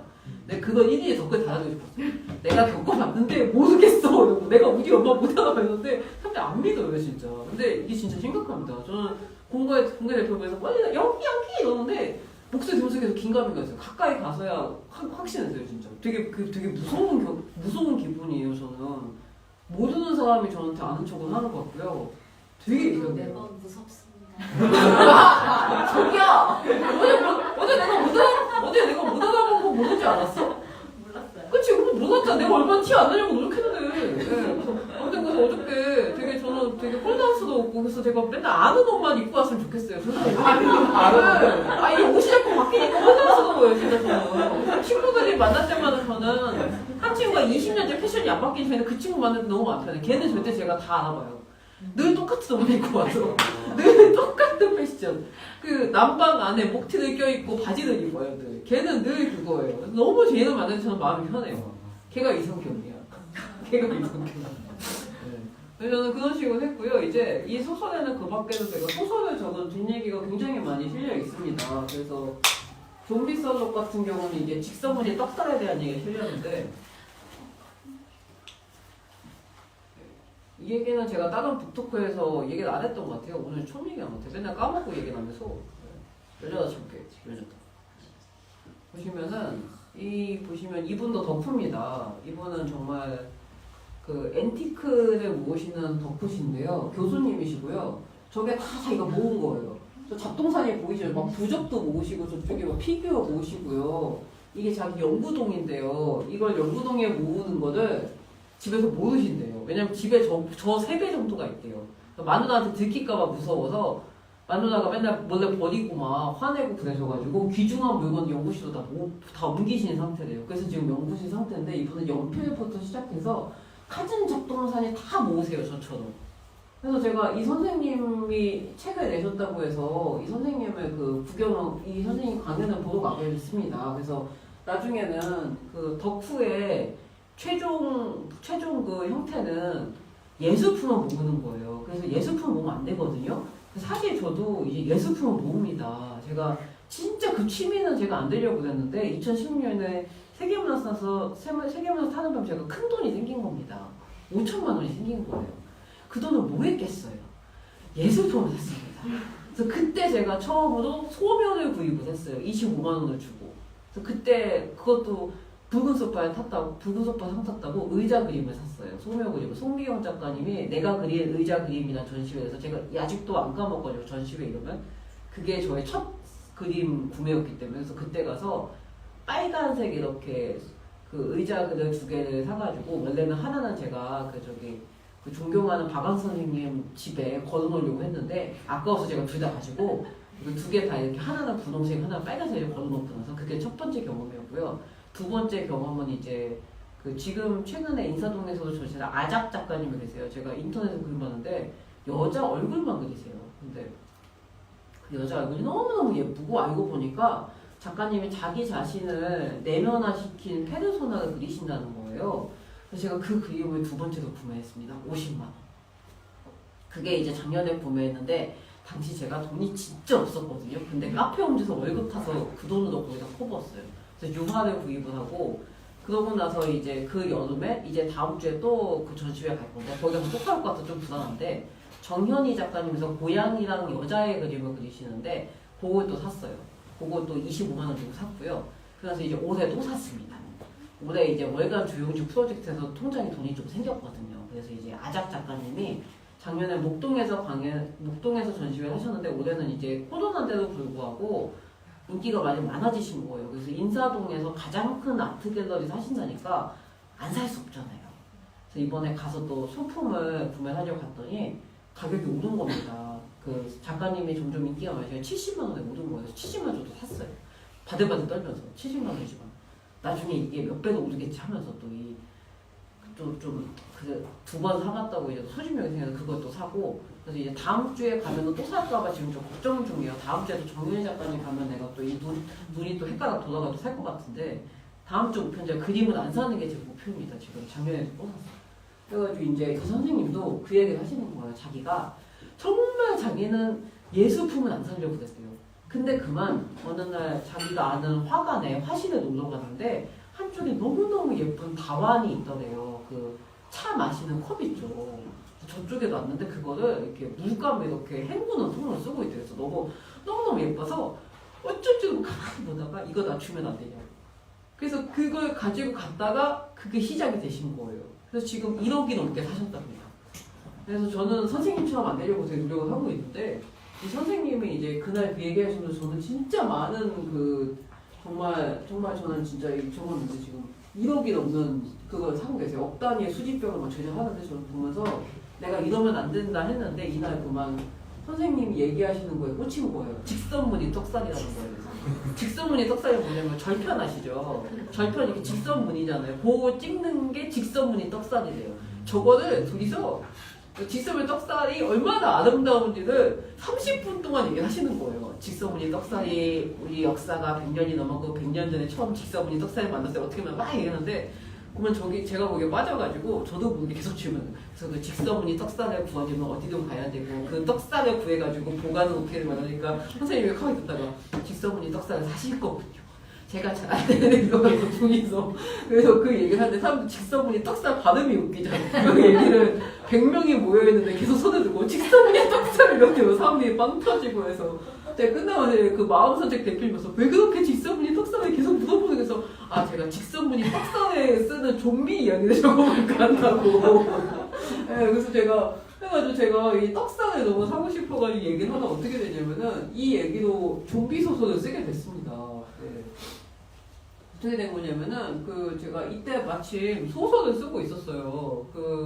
좀비 솔록이라고 하는 소설을 제가 청탁을 받은 겁니다. 그게 어떤 거냐면은 우리나라에 고전 많잖아요. 뭐 사랑방 손님과 어머니, 소나기 이런 거를 좀비로 다시 적재해요. 그래서 이 책인데 제가 이 책을 적으라고 한 겁니다. 근데 저는 좀비를 싫어하거든요. 그래서 저는 좀비 정말 싫어요. 저 좀비 영화 하나도 안 봐요. 왜냐면 제가 어렸을 때 좀비 영화를 보고 너무 무서워서 그 이후로 못 보게 됐어요. 그게 이제 살아있는 시체들의 새벽 저는 이런 걸 봤었거든요.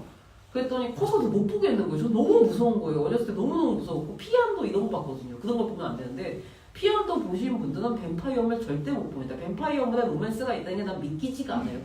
그 만화를 보고 나면은 뱀파이어 괴물입니다. 진짜 피를 쪽쪽 빨아먹는 그 과정이 얼마나 무서운지 저는 그때 이거 뱀파이어 좀비가 너무너무 싫어요. 근데 좀비물을 쓰라는 거예요. 저보고 이 지금 화살표 가르치는 정명섭 작가님이 전화를 해가지고는 갑자기 돈을 잘 줄 거라고 막 열심히 쓰라고 이거 막 하자고 해가지고 저는 또 그래서 쓰게 된 겁니다. 왜냐면 그땐 진짜 돈이 없었거든요. 이게 말씀드렸다시피 이게 제가 이런 얘기들이 다 이 책에 적혀 있는데 이때 당시가 제가 2019년이고 전업작가를 이제 본격적으로 하기 시작하면서 카페홈즈 그만두고 돈이 이제 카페홈즈에서 번 돈이 떨어져 가고 돈은 없고 통장이 거덜나고 있을 때예요. 그러니까 통장이 거덜나면 계약을 해야지 통장이 채워주고 생활이 되잖아요. 그래서 이걸 제가 울며 겨자 먹기로 하게 된 거예요. 근데 제가 뭐 좀비를 아는 게 있으니까 그래서 이제 일단은 운수 좋은 날로 쓰겠다고 신호 보냈는데 빠꾸 3번 맞았어요.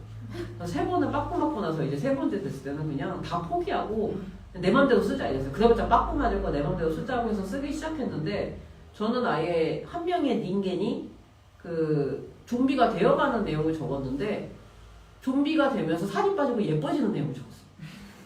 네, 주인공을 추리소설가 윤혜가 적었는데 이 사람이 결혼에 실패하고 결혼에 너무 끔찍한 결혼 생활에서 실패하고 나서 살이 막 몇백 킬로도 불어난 겁니다. 원래 슈퍼모델처럼 늘씬하고 예뻤는데 그래서 이 여자가 외모 콤플렉스가 엄청 심했는데 어느 날 좀비한테 물린 거예요.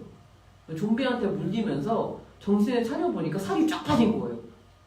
이게 어떻게 된 거지? 자기도 이해할 수 없는데 그리고 그 전까지는 이 사람이 너무너무 좋아하는 게 통닭이었거든요. 그래서 통닭이랑 맥주 마시는 게 인생의 낙 그랬는데 갑자기 통닭이 못 먹겠는 거예요. 맥주도 못 먹고. 그래서 저절로 다이어트가 계속 되는 거죠. 그래가지고 보면 여기 표지가 지금 잘 안 보이시는데 여기 보시면 여기 난 할 수 있어. 여기 보시면 표지에 저 끝에 맨 아래쪽 오른쪽에 보시면 보이시나요? 저 남자가 들고 그 안쪽에 여자가 있는서 남자가 들기엔 통닭입니다. 통닭을 든 남자가 차차오는 그림이 제 운수 좋은 날에 큰 거예요. 저는 그래서 설렁탕 대신 통닭을 넣었어요. 그리고 이 여자가 좀비가 될 때 좀비가 된 결정적인 사건이 난 곳이 설렁탕 가게입니다. 설렁탕 가게 설렁탕을 너무 먹고 싶어서 들어갔다가 거기서 이제 좀비를 만나가지고 좀비한테 쫓겨다니고 누가 막 좀비를 막 이렇게 도끼로 내리쳐서 좀비를 막 죽이고 이런 과정에서 물려서 좀비가 되는 그 과정인데 여기서 앤티크 도끼가 등장합니다. 네, 그렇습니다. 네, 이 여자를 좀비로 만든 결정적인 역할은 게 김씨거든요. 근데 김씨는 얘밖에 안 해요. 그리고 직업이 대리기사인데 너무나 뛰어난 정말 베스트 드라이버입니다. 그래서 이 사람이 알고 보니 김첨지예요.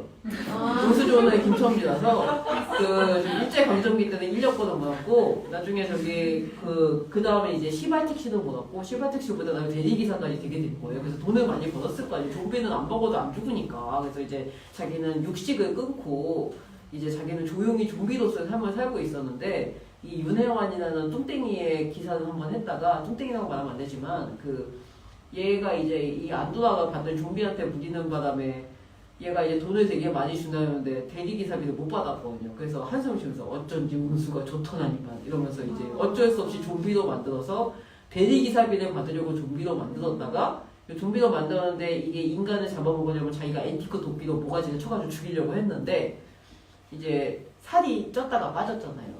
윤혜환이 이제 그래서 살이 쪘다 빠진 게 어디서 갔겠습니까? 괴력의 소유자가 된 거예요. 좀비인데 이 김천주보다 힘이 센 겁니다. 그래서 주먹질 한 번 하면은 벽까지 나왔다. 그런 이제 힘센 좀비가 돼가지고 그런 식의 이제 좀비가 된 뭔가 얼결의 다이어트에 성공한 좀비 이야기를 제가 적었어요. 그래서 그 얘기에서 이제 이 직성훈이 떡살 얘기가 나와가지고 어쩌다 보니 그렇게 적게 됐고요. 그 얘기가 이제 어떤 작가에 살짝 실려 있는 거고요. 질문해도 돼요? 아, 네, 하십시오. 작가님 필명으로 뭐 맞습니다. 예. 나오는데 왜 필명을 그 이름으로 정하셨는지. 아, 이게 이제 마침 잘 질문하셨는데요. 네, 윤혜환 이름을 제가 처음에 짓게 된 건 정말 아무 의미가 없었습니다. 제가 고등학교 때 저는 79년생이라서 그때 당시엔 이제 막 수능 3세대 뭐 이 정도예요. 그래서 그때 당시 저희가 문학 교과서를 갖고 수업을 했어요. 근데 문학 교과서에 한자가 많았어요, 당시. 그래서 5편 없으면 저희가 책을 읽기 힘들었습니다. 근데 그 중에 문학 교과서에 윤동주 시가 실렸어요. 그리고 아래쪽에 주석이 쬐까맣게 달려있는데 해는 그 윤동주 이름 적혀있고 아명은 하고서 한자로 바다 해자는 읽겠고 옆에 글자는 모르겠고 해서 이거다 이렇게 적혀서 제가 너무 궁금해서 그날 집에 가서 5편을 펼쳐서 찾아봤더니 아명이 해완인 거예요. 그래서 그 뜻이 빛나는 바다래요. 그 뜻이 너무 좋았어요.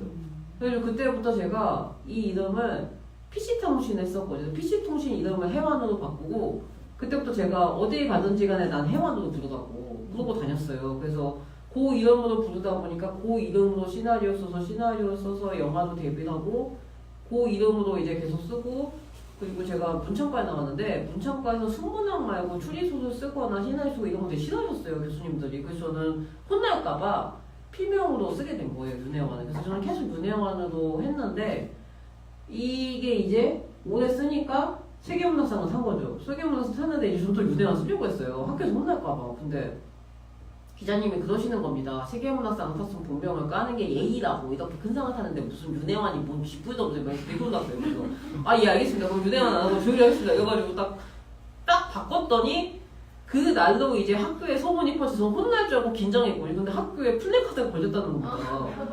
축 제12회 세계문학상 수상 98학번 문예창작학과 조영주에서 나 안 온다는데요?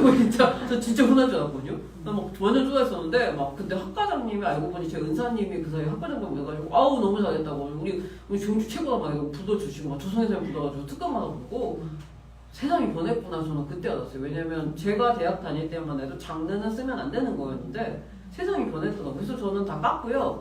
지금 윤혜환은 제가 아직도 저는 그 윤혜환이라는 이름이 너무 좋거든요. 그 뜻이 너무 좋았어요. 빛나는 바다라는 뜻이. 그래서 그 윤혜환이라는 이름으로 아까워서 단편마다 주인공마다 삼고 있고요. 지금 쓰고 있는 아까 말씀드린 바퀴벌레 소통 나오는 소설 거기 주인공이 윤혜환입니다. 근데 이 윤혜환은 남자고요. 추리소설가로 나옵니다. 추리소설가는 차기작 못 잡고 있는 추리소설가. 신혼입니다. 그래서 이 남자가 이제 차기작을 못 잡고 있는 추리소설가인데 그 추리소설의 내용이 신화의 바탕을 둔 사건이라서 요 사건 얘기를 자기가 적어서 내가 멋지게 차기작을 내겠어! 이랬는데 안 적혀서 그 사건 조사하다가 그 사건 옛날 사건의 관계자랑 만나서 눈 맞아서 결혼한 케이스로 등장합니다. 네. 아직도 근데 이사 왔더니 바퀴벌레 난리가 났고 막 난리가 버거지가 나가지고 쌍욕을 하면서 바퀴벌레 잡으러 다니는 그런 내용을 쓰고 있어요. 네, 그걸 쓰다가 아까 갑자기 조성희 씨가 꿈에 나와가지고 그걸 쓰다가 꿈에 나왔어요. 그래서 그때 이후 제가 그 소설 못 쓰고 강연만 다니고 있어서 거기서 딱 멈췄어요. 바퀴벌레가 나오기 시작하는 시점에서 멈춰서 제 소설 등장인물들은 다 화를 내고 있습니다. 지금 모든 등장인물들이 바퀴벌레 때문에 짜증을 내고 있는 상황에서 딱 멈추는 상태예요. 큰일 났습니다. 이거 언제 다음으로 넘겨지? 이 사람들은 계속 바퀴벌레 시달려야 되는데. 근데 하나만 더 여쭤봐도 돼요? 네네. 그 학교 얘기가 나와서 그런데 그 어떤 작가에 네. 보니까 김영하 선생님이 예. 되게 칭찬 극찬을 받으셨어요. 네네네. 그럼 그때 무슨 어떤 글을 쓰셨는 거예요? 장르가 뭐? 그때는 제가 김영하 작가님이 아나는 왜라는 소설을 2001년에 발표하셨습니다. 그래서 2001년에 그 소설을 발표하셨는데 그때 선생님이 그 소설 발표하시면서 그 소설의 용도가 뭐였냐면요. 그 소설은 소설을 가장한 작법서예요. 그래서 이거를 가지고 있으면 너네가 소설을 쓸 수 있어. 이런 컨셉으로 그 책을 내셨던 거예요. 실제로 보면요. 이런 장면이 나왔을 때 다음 장면에 우리가 뭐가 나올까? 우리가 처음에 소설의 소재를 정할 때는 어떻게 정해야 될까? 이런 식의 얘기가 쭉 나와요. 그리고 예를 들어서 우리가 서점에서 뭐 책을 잡았을 때 그 책의 제목은 뭐랄까 이런 것까지 나와요. 사냥개 기르는 법 이런 것까지 나와요. 제가 그 내용 아직도 기억을 하거든요. 그때 이거 가지고 썼기 때문에. 선생님이 이 책을 내시고 나서 책을 팔아야 되잖아요. 그때는 지금만큼 안 유명하셨어요. 그래서 선생님 책을 팔려고 꼼수를 쓰신 겁니다. 저희까지 특강을 오시면서 얘네들 다 읽히라고 그리고 얘네 보고 이걸 가지고 시나리오 한 편씩 쓰라고 시켰어요. 저희 시나리오 한 번도 안 써봤는데 그래서 숙제를 내주고 이걸 안 쓰면 안 오신다잖아요. 대작가님이. 그래서 저희는 다 썼죠. 그래서 제가 이걸 쓴 겁니다. 써서 냈는데 김영하 선생님이 오신 겁니다. 문창과에. 그래서 오시더니 이제 와서 이제 간단한 소감 말하고 첫 마디가 뭐였냐면은 아담은 왜 소설 주인공이 영주인데 여기 저기 문창과 중에도 영주가 있다는데 누구예요? 손 좀 들어봐요. 해서 손을 딱 들었어요. 근데 손을 드는 순간 뭐냐면 잘 봤어요. 너무 잘 썼어요. 그러면서 그때부터 40분 동안 제 칭찬만 했어요. 저는 태어나서 누구한테 그렇게 격렬하게 칭찬을 받아본 게 살아생전 처음이었어요. 저는 너무너무 좋아서 그날로 제 장래희망이 시나리오 작가가 됐어요. 그 전까지는 제가 정확한 장래희망이 없었어요. 저는 이것도 하고 싶고 저것도 하고 싶고 그런 약간 반푼이었어요. 그때까지. 뭐든지 열심히 하는 게 하나도 없었고요. 맨날 제가 그때 하는 거는 지금보다 더 심한 도프였거든요. 하루에 3권씩 만화책을 읽었어요. 하루에 3권씩 집 앞에 있는 대여점에서 1권 만화 3권을 빌려서 그 3권을 가지고서 학교에 가요. 학교 가는 동안 읽어요. 그리고 학교에서 돌아오면서 또 읽고 2번을 읽고 나서 반납을 하고 다음 읽은 거 또 빌려요. 그게 제 유일한 재미였고요. 그거와 동시에 학교 도서관에서 5권씩 책을 빌렸어요. 그게 제 유일한 낙이었어요. 글은 진짜 열심히 했어요. 글은 늘 대충 쓰는 거. 대학에 가려면 글 쓰는 게 쉬울 것 같아서 글 써서 대학에 갔습니다.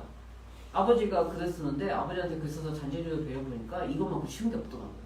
일단 대학에 가서 대학 졸업장만 따면 취직이 잘 된댔거든요. 저는 오로지 취직해서 월급을 받고 살고 싶다는 가늘고 긴 목적으로 대학을 간 케이스였어요. 그냥 서울에 있는 4년제 대학만 나오면 취직을 잘 된댔어. 근데 갔다가 김영하 작가님 만나고 재능이 있다는 말을 듣고 눈이 돈 거죠. 그래서 그때부터 1년 동안 그게 이제 계기가 돼서 제가 그때 태어나서 처음으로 최선을 다했어요. 1년 동안 시나리오 100편을 썼고요. 어디 가서 얘기 잘못할 때 한 달에 100편 적었는데 1년에 100편이죠. 나 한 달에 100편은 진짜 이게 가끔 말하다 보면은 이게 약간 긴장하고 그러면 헛소리 해요 진짜 작가들이. 저는 저만 그러는 줄 아는데 다른 작가들은 약간씩 말하다 이게 약간 넋이 나가면 헛소리 하고 그래서 내가 왜 그랬지 막 이런다고 하더라고요. 그래서 1년 동안 100편을 적었더니 어떤 일이 일어나냐면은 그 방송국에서 연락이 오더라고요. 내가 그 시나리오 봤는데 우리 방송국에서 그거 사고 싶다. 지금 크리스마스 특집극을 찾고 있었다. 이걸 우리 거 내보내자 해서 저는 23살에 특집극에 나가서 드라마 작가로 데뷔를 해요.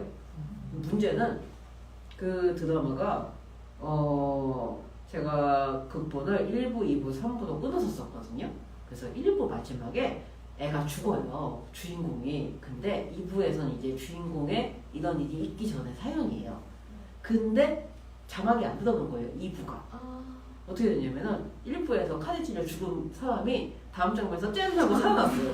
그것도 첫 장면 등장이 좀 으스스하게 이렇게 베란다 바깥에서 파란색 조명 비면서 뜬 거예요. 그래서 그게 나고 나서 이 다 끝나고 나서 제가 이렇게 눈앞이 깜깜해져가지고 큰일 났다고 썼다가 그때 당시 인터넷 게시판을 지원을 해야 되는데 사람들이 게시판에 글 잘 안 올리고 그랬대거든요. 그때는 이제 2000년대 초반이니까. 근데 그날 글식을 벌써 10개는 올라와 있어요. 10개인데 다 제목이 똑같아요. 죽은 애가 살아났어요. 죽은 애가 살아났어요. 죽은 애가 살아났어요. 죽은 애가 살아났는데 죽은 애가 살아났어 어떡할까요? 이러면서 모든 사람들이 죽은 사람이 살아났다고. 그래서 제가 너무 화가 나가지고 그때 밤 12시였어요. 특집국이니까 내가 막 전화해서 막 화를 내면서 막 피디한테 이거 어떡할 거냐. 죽은 애가 죽었다 살아났다고 내 데뷔작이니까 어떡하지 막 화냈더니 진정 화나고 내가 자막 달고 막 다 고치겠다 이랬어요. 그래서 내일 재방송에 고쳐서 내보내겠대요. 그래서 저는 그날 막 엉엉 울고 막 새벽 2시까지 울고 아버지가 뭐 그런 건도 우냐고 막 이거 뭐 운다고 투사 막 그러시고 막 엉엉 울고 잤어요. 그래서 다음날 이제 재방송을 또 봤죠. 죽어라고 확인했어요. 재방송 또 확인했거든요. 근데 여전히 죽은 애가 죽었다 살아나는 거예요. 아니 나한테 자막 고친다고 해도 제가 또 전화해서 막 그랬더니 그 사람이 어제는 되게 미안해하고 막 쩔쩔매고 있는데 목소리가 너무 막 전화했어요. 그래서 그치 아직 안 바꿨지. 근데 왜 이렇게 갑자기 그랬더니 시청률이 2%가 나왔다는 거예요. 그 당시에 시청률 2%는 지금은 20% 수준이에요. 그때 당시에 K블루 지금처럼 아무도 안 봤어요. 그때는 0.2%였어요. 평균 시청. 근데 2%가 나온 거예요. 대박을 친 거예요. 그래서 이 사람은 신이 난 거예요. 그래서 일단 고칠게. 시청률이 잘 나왔어. 고칠게. 이거 완전 그냥 옥타브가 이렇게 올라가셔가지고 그래서 난 너무너무 화가 나가지고 다시는 이 일 안 할 거고 저는 그 너무너무 화가 나가지고 그 게시판 가서 정말 닉네임 바꿔가지고요. 거기다 일일이 자막이 안 들어가서 다 그냥 진짜 그랬어요. 저 그때 얼마나 어린 나이에 충격받았으면. 근데 저는 너무 화가 나가지고 여기다 다시 일을 안 하겠다 생각했어요. 근데 너무 웃겼더니 시청 잘 나왔잖아요. 전화가 온 겁니다. PD같이 저기 있잖아 우리 프로그램 맡아서 안 해볼래? 이러면서 막 정말 너무너무 짜증이 나고 자막이나 고칠 것이지 나보고 뭘 맡아서 하라고 하고 그래서 내가 난 안 한다고 말하려고 했는데 이미 이메일로 그거 한 거야. 내가 너무 화가 나서 전화 통화 안 한다고 할 줄 알고 이메일로 보내시고 그러면서 자기네 거 대본 양식을 보내서 이렇게 하는데 너라면 충분히 할 수 있대요. 2%에 혹하신 거죠. 그래가지고 내가 하면 계속 2%가 될 거 생각했나 봐. 나도 이해가 안 되는데 그래서 딱 받았는데 분명 저는 칭찬을 받고 신이 나기 시작을 했고 특집극이 나갔잖아요. 근데 이제 죽은 애가 되살아난 경험을 하고 나니까 겁이 나는 겁니다. 그 원고를 봤는데 저는 분명 호기롭게 100편을 쓰고 해서 저는 제가 천재라고 생각했어요. 막 난 너무 똑똑하고 어떻게 사람이 1년 만에 데뷔를 하겠어 막 이랬거든요. 지금도 거의 불가능한 일이거든요. 1년 만에 입봉 가는 건. 근데 그때는 제가 딱 원고 받았는데 진짜 눈앞이 깜깜해지는 거예요. 진짜 막 맨 땅에 헤딩하듯이 해가지고 운 좋게 딱 얻어 걸렸는데 원고를 받아보고 이걸 내가 직업으로 한다고 생각하니까 뭘 어떻게 해야 될지 하나도 모르겠는 거예요. 23살의 나이에는. 그래서 그때 제가 처음 깨달은 거예요. 작가가 되는 거랑 작가로 살아가는 건 다른 일입니다. 그걸 제가 그 나이에 처음 깨달았어요. 정말 작가가 되는 건 하나의 목표지만 작가로 살아가는 건 그것 자체가 진짜 하나의 삶이 되어야 되는 거예요. 그 패턴 자체가 프로 작가는 완전 다른 거예요. 저는 그걸 처음 그 순간 이걸 지금은 문장으로 이거 표현해서 그게 어떤 공포냐는데 그때 당시 그냥 무지무지하게 무서웠어요. 그래서 잠수 탔어요. 정말 잠수 탔어요. 그래서 지금은 이제 이 책이 나올 수 있어도 잠수를 안 탔기 때문에 적응하는 과정이 이제 프로 작가로 적응하는 게 이렇게 또 나온 거지. 만약 제가 이 세계문화 샀을 때가 23살이었다 생각하면 저는 무조건 잠수 타고 그냥 세계문화 타고 끝났을 거예요. 그 상금 가지고 어디 가서 카페 샀을 것 같아요. 근데 진짜 이번에는 그 잠수를 안 탔기 때문에 이 책이 나온 겁니다. 네, 그래서 이 책에는 그런 잠수를 안 타고 작가가 되고 나서 제가 세계문화 타고 나서 2019년까지 책을 한 번도 못 냈어요. 이유는 하나여서 그때도 계속 방황했어요. 이걸 제가 이게 어떤 기분을 깨달은 건 그 과정 덕분이었거든요. 이 23살 때는 제가 그걸 특집극을 내보내고 나서 무서웠는데 내가 왜 무서운지 몰랐지만 2016년에 제가 세계문화 타고 나서 두려웠어요. 근데 그 두려운 게 뭔지 알겠는 거예요. 작가로 살아가는 게 두렵다는 걸 저는 알았어요. 전업 작가로 사는 게 어떤 건지 알았기 때문에 그때부터 공부해줘서 제가 뭐냐면 저 공부했어요. 그때부터 글 하나도 안 썼고요. 하루 종일 책만 읽고요. 모든 선생님들 북토크 다 쫓아다녔어요. 그래서 사람들이 그때 서현 작가면 왜 얘는 이상한 애라고 작가 데뷔하니까 북토크 온다고. 그래서 저 수업도 들었어요. 백민선 선생님 소설 강연도 듣고 그 얘기도 여기 실려있어요. 이 책에 백민선 선생님 소설 강연 듣는 사연. 너무너무 힘들어서 들었다고 거기 제가 솔직하게 적어놨어요. 백민선 선생님 그때는 너무 기가 막혔대요. 무슨 프로 소설가가 와서 앉아가지고 되게 눈에 불을 켜고 막 낙서하니까 기가 막혀가지고 아니 당신은 여기 있어야 됐으면 당신 가르쳐야 되는 사람이라고 진짜 그랬어요. 근데 전 진짜 절실했어요. 왜냐면 너무 무서웠고 그래서 저는 이 반전이 없다랑 혐오자산을 내기까지 6년이 걸린 이유가 너무 무서웠기 때문이에요. 작가로서 준비가 하나도 안 돼 있었어요. 그래서 그 작가로서의 준비하는 과정에서 엉망진창인 얘기가 이 소설에 다 들어있습니다. 이 책에. 이 어떤 작가는 그래서 제목이 어떤 작가입니다. 저는 이 제목이 처음에 어떤 1년으로 하자고 했어요. 근데 공가희 대표가 어떤 작가를 하자고 했거든요. 그래서 어떤 작가를 듣고 나서 처음에는 그 제목이 별로 생각했는데 나중에 제가 가만히 생각해보니까 책을 내기 전에 이 제목이 딱이더라고요. 진짜 제가 어떤 작가로 거듭날 것인가에 대한 얘기더라고요. 이게. 저 편집자님한테 질문해. 예, 하십시오. 네. 여기. 대부분의 작가님들이 이렇게 하십시오. 여기 서서 얘기해, 서서. 아니 작가님들이 이렇게 책 제목을 보면 작가님이 책 제목을 지으셨어요라고 이렇게 물어보면 오히려 작가님들이 책 제목을 지은 경우가 드문 것 같더라고요. 근데 이 어떤 작가는 어떤 생각에서 이렇게 제목을 짓게 되셨는지. 일단 작가님이랑 되게 우연하게 친해졌거든요. 네네. 친해지면서 책을 낼 수 있다는 생각을 단한 번도 안 해봤어요. 왜냐면 이제 저는 이제 막 시작한 아주 작은 출판사의 이제 대표지만 편집이라고 해봤자 저는 2019년 1월에 오픈을 했기 때문에 아직 2년이 채 안 됐어요. 그래서 많은 책을 접해보지 않았고 많은 작가님들을 접해보지 않아서 그냥 아주 좀 더 성공을 해서 한 3년 열심히 해서 나중에 이제 같이 일을 하면 좋겠다 했는데 원고가 이렇게 왔잖아요. 근데 이런 얘기들을 이제 사석에서 되게 많이 들었거든요. 되게 특이한 사람이다. 특이한 작가님이다. 이렇게 생각을 하는데 정말 작가의 그 내밀한 사생활을 안 게 처음이었어요. 이 작가님이 이렇게 솔직하게 자기의 이런 나는 작가지만 이런 거 쉽지 않잖아요. 작가로 이미 데뷔를 했는데 북토크도 다니고 글쓰기 공부를 다니고 이거 다 사석에서 다 얘기하신 건데 너무 신기했고 작가들도 작가가 됐지만 고민이 많고 그래서 그 작가라는 단어 말이 되게 오랫동안 머릿속에 맴돌았어요. 그래가지고 이거는 어떤 작가가 딱 하면 좋겠다 그래서 이제 제목을 했고 대부분 제가 우겨서 저희 출판사 책은 제목이 다 제가 정한 제목으로 하고 있습니다. 박수 한번. 그래서 그런 식으로 어쩌다 보니까 진짜 정말 겁이 진짜 많거든요, 사실. 지금도 제가 여기에 올 수 있었고, 제가 이런 지방 강연을 다니게 된 것도 이 사람이 아니면 불가능해요. 저는 진짜 겁이 많아요, 거기보다. 집 밖으로 안 나가요, 일단. 히키코머리예요. 보기 완전 달라요. 히키코머리예요. 진짜 안 나가요. 저는 안 나가면 한 달에도 집 밖으로 안 나갈 수 있어요. 제가 그때도 불구하고 나오게 된 거는 정말이에요? 네, 저는 정말 한 달도 안 나가요. 정말 저는 전화기도 끄고서 모든 SNS 다 없애버려요. 저 진짜로 잠수를 타요. 그게 제 버릇입니다. 그래서 제가 잠수 탈까봐 저랑 계약할 때들 전전할 때 이렇게 계약서에 조항을 적어야 된다. 조영주 잠수 타지 말고 이거 뭐 이러고 나서 되게 진지하게 농담을 많이 하는 거였어요. 근데 이 친구 같은 경우는 되게 활동적이에요. 에너자이저예요. 별명이 공길동이에요. 동해번쩍 서해번쩍. 그래서 이분 덕분에 저는 사실 이 강연을 여기까지 올 수 있었던 것도 이 친구가 있기 때문에 저는 공길동이 가면 나도 쫓아갈 수 있어요. 정말 이랬어요.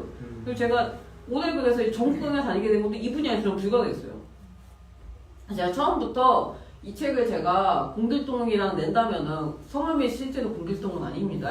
별명이 공길동이고요. 성함은 공가희 씨입니다.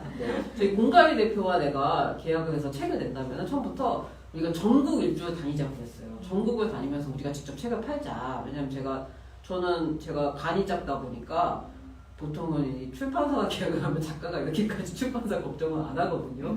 저는 너무 무서운 거예요. 이 출판사에 폐를 많이 끼칠까 봐. 실제로 제가 폐를 많이 끼친 기분이고 무섭거든요. 왜냐면 작은 출판사인데 내 책을 냈는데 안 팔려. 어떡하지 했는데 이분이 근데 보면 내가 이거 찍고 팔 거예요 이러는 거예요. 근데 저는 그 말이 너무 무서운 거예요. 상상이 되는 거예요. 이 사람이 집에 막 창고에 막 이렇게 책이 산더미처럼 쌓여있어요. 1000권이. 그걸 어쩔 줄 모르고 그것부터 선생님 눈앞이 깜깜한 거예요. 그래서 저는 뭐라 그러냐면 제가 그때 코로나가 올 줄 몰랐거든요. 그래서 우리가 전국을 다니면서 직접 책을 팔자고. 그럼 우리가 다니면 사람들이 한 권씩만 사줘도 그게 어디냐고 좀 진지하게 그랬어요. 근데 그게 실제로 이게 실현이 된 겁니다. 그래서 제가 군산 갔다 왔고 부산 갔다 왔고 지금 여기 대구 왔죠? 우리 또 어디 갔죠? 아무튼 되게 많이 다니고 있고요. 정말 이 사람이 아니었으면 도전도 했었고 다음 주에 파주도 가요. 저는 그렇게 했기 때문에 이 책이 나온 거에 되게 감사해하고 있고 뭐랄까 이제 여기서 안 된다고 했으면 저는 그냥 원래대로 그냥 기존 출판사들에서 냈을 거예요. 근데 저는 이렇게 작은 출판사에서 내는 게 처음부터 전 작가 데뷔할 때부터 꿈이었어요. 왜냐면 제가 소심하기 때문에 큰 출판사 계약하는 거 무서웠어요. 사실 은행나무 해냄 이런 데랑도 일을 해봤는데 저는 그분들이 너무 무서웠어요. 그분들은 제가 무서워하는지 1도 티가 안 난대요. 왜냐면 저는 되게 뻔뻔하거든요. 무섭다고 할 말 다 하거든요. 정말 할 말 다 하기 때문에 정말 조용히 정말 기간이 속으로 사실 겁먹었는데 할 말 다 하는 건데 들다 떨면서 맨날 이러거든요. 그 때문에 되게 이분이랑 일하면서 제가 되게 감사하고 막 농담 따먹기도 잘하고 처음에는 약간 혼자서 막 농담 걸다가 중간에 내가 너무 심했나 이러고 쫄았었는데 요즘엔 쫄지도 않아요. 그냥 같이 막 짜증내. 저는 이렇게 제가 막 짜증낸 건 되게 사람한테 제가 막 이렇게 대놓고 막 똑같이 막 짜증내고 이런 걸 사실 좀 잘 못하는 편이에요. 왜냐면 그런 말을 하기 전에 겁부터 먹어요. 상대방이 싫으면 어떡하지 이러는데 이 사람한테 제가 그게 없어졌어요. 그래서 제가 되게 감사하는 편이고 되게 다닐 때 마음이 이제 편해지고 막 제가 이렇게 괴롭히면서 이제 마음의 아직은 안 느껴요. 조금 느껴야 될 것 같긴 한데 가끔은 요즘에는 오늘도 보시면 여기 서도 막 계속 푸사리를 넣고 이러면서 제가 예전에는 푸사리 넣어서 속으로 맨날 가끔 쫄았거든요. 근데 요즘 안 쫄고 있습니다. 그래서 되게 감사하고 있고 앞으로도 가능하다면 제가 좀 유명해져서 이 공갈 출판사에서 제가 많이 유명 작가가 돼서 제가 딱 내면은 막 10만 권 이렇게 팔리는 작가가 돼서 여기서 꼭 베스트가 만들어주고 싶어요. 그게 제 미래의 소원이에요. 그래서 저는 그렇게 해서 네덜란드에 갔다. 저는 그렇게 해서 네덜란드에 오디션을 가자. 사실이 있으세요.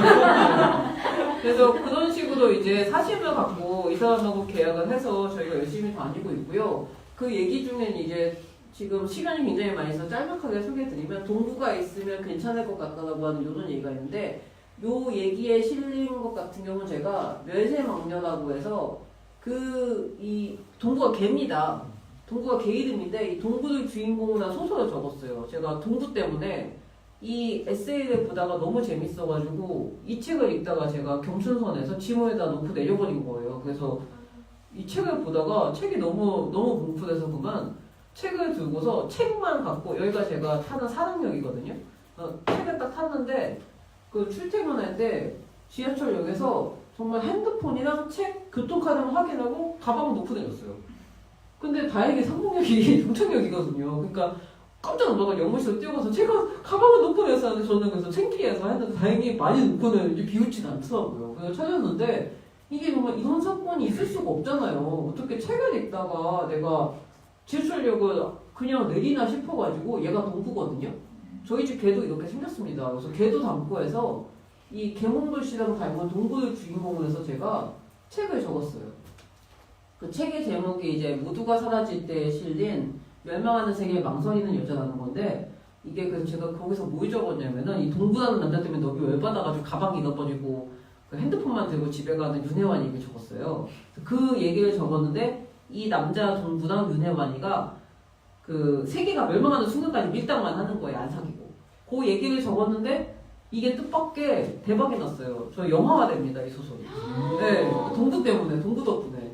그래가지고 너무 신기한 인연이잖아요. 그래서 와 신기하다 했는데 이 인연이 지금까지 이어지고 있어요. 여기에도 지금 입고가 돼 있는데요. 어떤 실험이라고 해서 어떤 시리즈 있습니다. 그래서 노란색 책이 있거든요.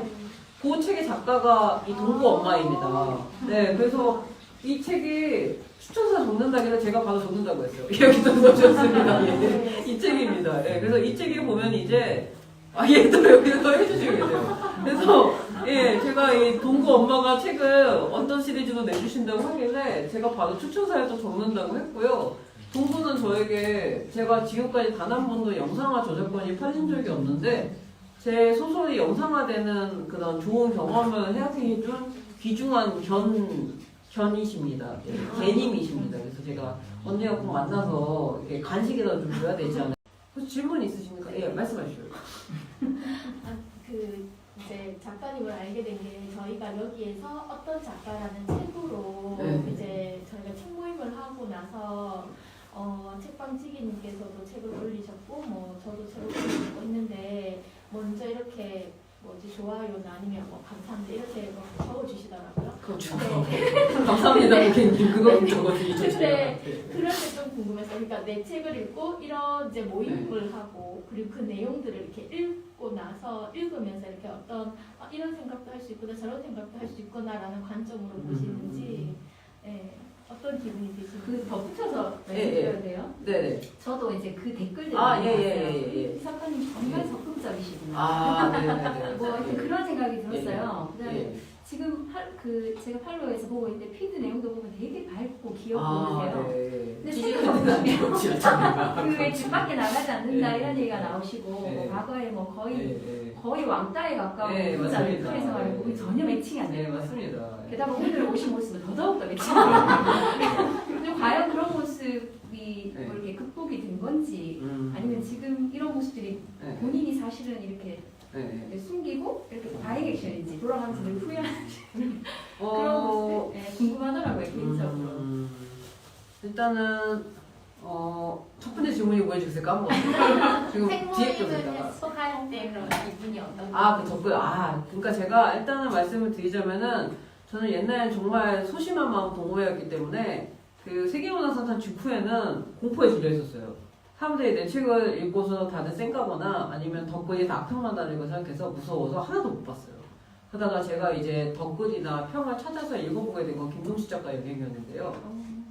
김동식 작가가 저에게 좋은 영향을 주신 분 중에 한 분입니다. 김동식 작가가 뭐라고 했냐면 북토크 가다 듣고 제가 빵 터졌는데 이분은 관심을 받고 싶어서 글을 쓰기 시작했다는 거예요. 그래서 글을 쓸 때 자기가 너무 좋았던 게 뭐냐면 덧글이 달리는 거였대요. 그래서 자기는 덧글을 받으려고 그 반응이 너무 좋아서 왜냐면 얘기할 상대가 친구가 한 명도 없었기 때문에 사흘에 한 번씩 글을 쓸 수밖에 없었대요. 왜냐면 사흘이 지나면 글에 덧글이 별로 안 달린대요. 자기 덧글을 받고 싶어서 사흘마다 글을 쓸 수밖에 없었대요. 그래서 그 말 듣고 나서 그러고 나서 이 사람이 책을 내고 나니까 덧글이면서 너무 좋대요. 그래서 책을 내고 나니까 일일이 막 하면서 좋아요 다 눌러서 다닌다는 거예요. 근데 그 말 듣고 좀 감동을 받았어요. 왜냐면 이 사람이 뭐라고 했냐면은 악평도 자기 좋다고 반응이니까. 제가 그 말 듣고 나서 이제 겁을 안 먹고 그때부터 저도 이제 모든 댓글과 모든 평을 보기 시작했습니다. 그 전까지는 저는 인터넷 서점에 별점 1점 달릴까 막 확인 못하고 서점에 일단 출간할 때가 되면 그때부터 잠수한다고요. 지금도 그 버릇이 남아서 장편 소설 나올 때면 무서워서 그때부터 우울함이 바닥까지 가거든요. 맨날 그때만 되면 전 이 출간 직전과 직후 이렇게 합쳐가지고 한 2달 동안은 잠수 타고 싶어서 계속 이렇게 핸드폰을 꽉 잡고 모든 계정을 폭파시키고 싶은데 참고 있는 기간이에요. 저는 책이 나올 때마다 그래요. 올해 초에도 그래서 결국 SNS 잡아 닫았었어요. 그 반전이었다 나올 때는 결국 공포에 졌어요. 그때 제가 계속 웃었어요. 안돼 이러면서 진짜 볼만 해서 지금 이러다가 안돼 난 더 이상 못해. 안돼 인스타 폭파 이러고 인스타 닫고 그때 페이스북 닫고 블로그 하는 사람 거 다 닫았어요. 그때 결국 안돼 그러고서 약속 다 파기하고 나 아무데나 못 나가요. 나 못 나가. 나 죽을 거야. 나 아무데나 사람 안 만나. 나 통장도 잔고도 없어. 그래서 진짜 그랬어요. 한 2월 중순까지 아무데나 안 나고 집에서 이불만 덮고 난 찌질해. 난 살 가치가 없어. 왜 나다가 살아난 거는 누군가 호평을 하나 주고 싶었어요. 호평을 보고 나서야 정신이 들어서 다행이야 욕이 안 들렸어. 이러면서 그때부터 조금씩 나 욕 안 먹었네? 나 다시 돌아와도 되나? 나 사람들이 안 싫어. 그래서 새글새글 조금씩 이제 SNS를 살짝 열고 하다가 나 SNS였어. 내가 왜 그랬지? 나는 왜 이렇게 소심했지? 근데 이게 너무 웃긴 게 저 단편은 안 그래요. 장편이 나올 때마다 늘 공포에 질려 있어요. 그런데도 불구하고 그나마 좀 나아진 건 김동식 작가의 그 얘기 듣고 나서 좀 감화감명을 받아서 이제는 악평도 다 봅니다. 많이 좋아졌어요. 악평도 다 보고요. 다 이렇게 보고서 악평이 되게 심할 때는 죄송하다고 댓글도 가끔 달아요. 죄송합니다. 제가 더 노력해서 이렇게 달아요. 그럼 가끔 가다가 반응이 오는데 저는 그분이 저한테 화낼까봐 겁을 내면서 달거든요. 가끔 너무 죄송해서. 근데 그분들이 어떤 분 중에 이런 반응이 왔어요. 갑자기 그분이 그걸 지웠어요. 지우고서 저한테 장문의 안부 게시판에 그는 그분이 자기가 사실 소설을 공부하는 작가 지망생인데 제가 너무 심하게 덕분에 혹시 작가님 혹시고 기분이 나쁘게 뭐 이러는데 약간 감동받았어요. 이 사람이 내가 싫어하는 게 아니구나. 그냥 이게 평이구나. 그때 처음 느꼈어요. 이게 그리고 그 사람이 저랑 친구도 맺어줬어요. 블로그 이웃을 맺어줬어요. 되게 약간 감동받았어요. 그분한테. 제가 오히려 더 감사해요. 아닙니다. 평은 평인데 그걸 지우시는 건 제가 막 이렇게 장문의 대화도 되게 많았었어요. 근데 그게 나중에 알았어요. 이게 그 분들이 적는 게 결국 제가 싫어서 그런 게 아니구나. 이게 다 애정이구나. 그래서 최근에는 제가 이 사람은 아는데 이제 이 사람도 이름을 남채아 씨라고 있어요. 이분 이름을 외우는 이유는 이분은 저의 오래된 악플러입니다. 그래서 이게 무슨 일이 아니고요. 이 사람은 아마 이런 들었을 텐데 이분이 저기 그 붉은 소파트 나타나는 악플러신데 붉은 소파트 뭐 1점을 남기셨어요. 그래서 이제 4년이 지나서 조용하셔서 저는 약간 시무룩해졌어요. 이분마저 이제 날 포기했구나. 근데 최근에 그 혐오자살을 딱 썼잖아요. 그게 딱 나왔는데 돌아왔어요. 혐오자살로. 야 내가 진짜 봤는데 이러면서 1점을 딱 남기고 그러고 나서 반전입도 남기고 마지막에 에세이에 무려 3점을 남겨줬어요. 그래서 그게 뭐라 그러냐면 이 부캐와 본캐의 차이는 어떡할 거야 이러면서 그거가 다 읽었다는 거예요. 그리고 그 순간 너무 감사했어요. 그러니까 이 사람이 악플을 달기 위해 제 소설을 다 읽고 있는 겁니다. 6년이 지났는데 저는 안 읽고 저는 남채원 씨는 외워버렸어요. S24 들어가시면 S24 변 한 장으로 간단평 단어는 영어로 남채원 적혀있어요. 남채원 읽으면 제가 남채원 씨 너무 감사하고 5년째 잊지 않아서 제가 감사합니다 고객님 갈 뻔했고요. 남채원 씨 감사합니다. 남채원 씨가 안 좋으시면 너무 감사하고요. 제가 진짜 감사드리고 있어요. 사실 제가 덕후잖아요. 그다음에 남채아 씨 덕질도 잠깐 했어요. 남채아 씨가 어떤 가정 환경이고 어떻게 살았는지도 그분이 블로그에 다 적어놓은 거예요. 제가 그거를 예전에 불교수가 너무 헛딱 지나서 다 봐가지고 그분이 무슨 동생이 연대 갖고 이런 걸 다 알거든요. 근데 제가 진짜 그랬어요. 얼마나 그때 화가 났어요. 근데 지금은 오히려 감사해요. 그런 일이 있었는데도 나를 포기하지 않고 또 읽어줬다는 게. 그래서 저는 약간 좀 후회 죽긴 했는데 난 혐오자살 진짜 잘 썼다고 생각해서 혐오자살 칭찬할 줄 알거든요. 근데 혐오자살도 앞에 오셔서 약간 실망해서 다음에 뭐 써야 되나 싶긴 해요. 다음에 뭐 써도 그래봤자 앞표로 받으려나 이러기도 하고 그런 마음이에요. 저는 그런 식으로 마음을 먹고 그냥 그렇게 덕글을 보면서 이제 약간 꿋꿋해졌고요. 그 다음 질문 뭐였죠, 대표님? 네. 그 캐릭터가 이렇게 지금 오늘 지금처럼 이렇게 네. 엎치락 뒤치락이 이렇게 하는데 본 모습은 도대체 뭔가요? 답니다. 네. 이게 제가 너무 혼란스러워서 지금 네, 있어요. 혼란스러울 텐데 그 혼란스러움이 접니다. 저는 이게 의도하는 게 진짜 아니고요. 무궁할 땐 진짜 바닥까지 가요. 제가 그리고, 증인인데요. 네. 맞아요. 이 사람은 그걸 다 이 봤어요. 모습이 네. 진짜 모습이에요. 이 사람은 제가 우울할 때 봤어요. 이거 본 것만은 끝나는 게 저는 우울할 때 주변에 화풀이 하잖아요. 다 도망가요. 정면섭 작가님이 계십니다. 아까 저 말씀드린 저기 좀비 써도 좀비다 못 쓴다는데 억지로 끌고 가. 그 인간이 참고로 아까 저기 동구 있잖아요. 동구 소설 로맨스거든요.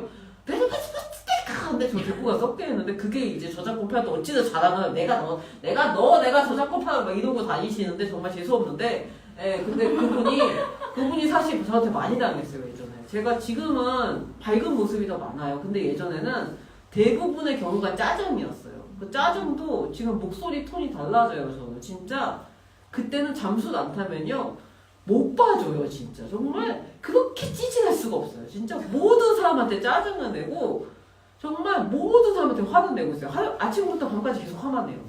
그때 정면섭 작가님 저한테 많이 당하셨습니다. 맨날 전화 걸면 화내고 있고 맨날 전화 걸기 전에 확인 못해요. 전화통화 할 수 있어 이러고 지금도 그러세요. 전화통화 괜찮아? 요즘 기분 괜찮아 이러세요. 진짜 그때 너무 제가 화를 너무 많이 내서 제가 그때 뵀던 분들은 늘 죄송해요 아직도. 근데 저도 이렇게 하는 게 이게 이렇게 오래 갈지 몰랐고 그때는 제가 그러고 있는지도 몰랐거든요. 그래서 요즘에는 이제 그거를 고쳐가려고 이게 고쳐지게 된 계기를 이게 되게 웃겨요. 제가 이제 이게 가장 심하게 팍 다운됐던 게 세계문학상을 탄 직후에 바닥까지 떨어졌어요.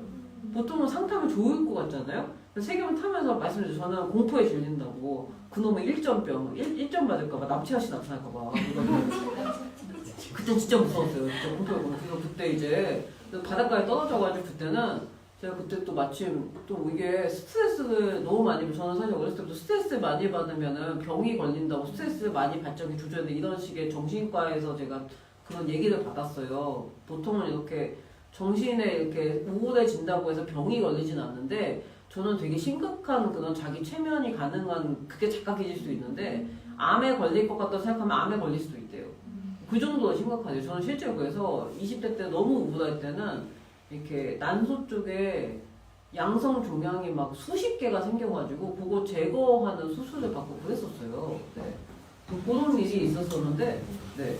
그래서 그때 이제 그래서 그때 이제 그런 일이 있어서 예 그냥 놔둬도 되는데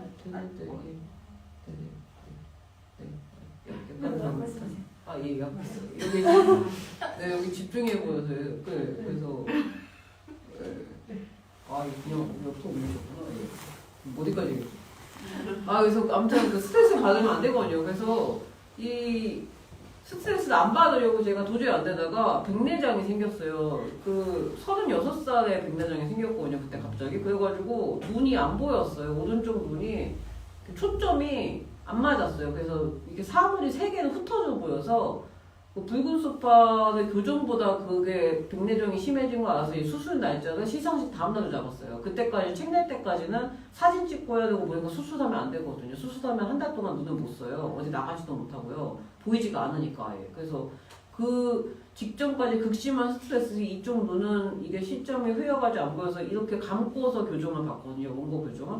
그래서 그때 편집자가 엉엉 울면서 나 때문에 이제 걔가 이제 속이 썩어가지고 이제 작가님 도대체 얼마나 책을 많이 보면 백내장이 막 화를 내고 막 난리가 났어요. 그래서 걔가 이제 나중에 수술하고 나서 첫 마디가 뭐였냐면 책 좀 적당히 봐요가 첫 마디였어요. 그래서 그렇게 막 하고 했었는데 그때 이제 스트레스가 폭발해가지고 백내장 수술하면서 바닥까지 떨어진 거예요. 그때 이제 얼마나 심했냐면 그때 잠수를 한 달에 한 번씩 탔어요.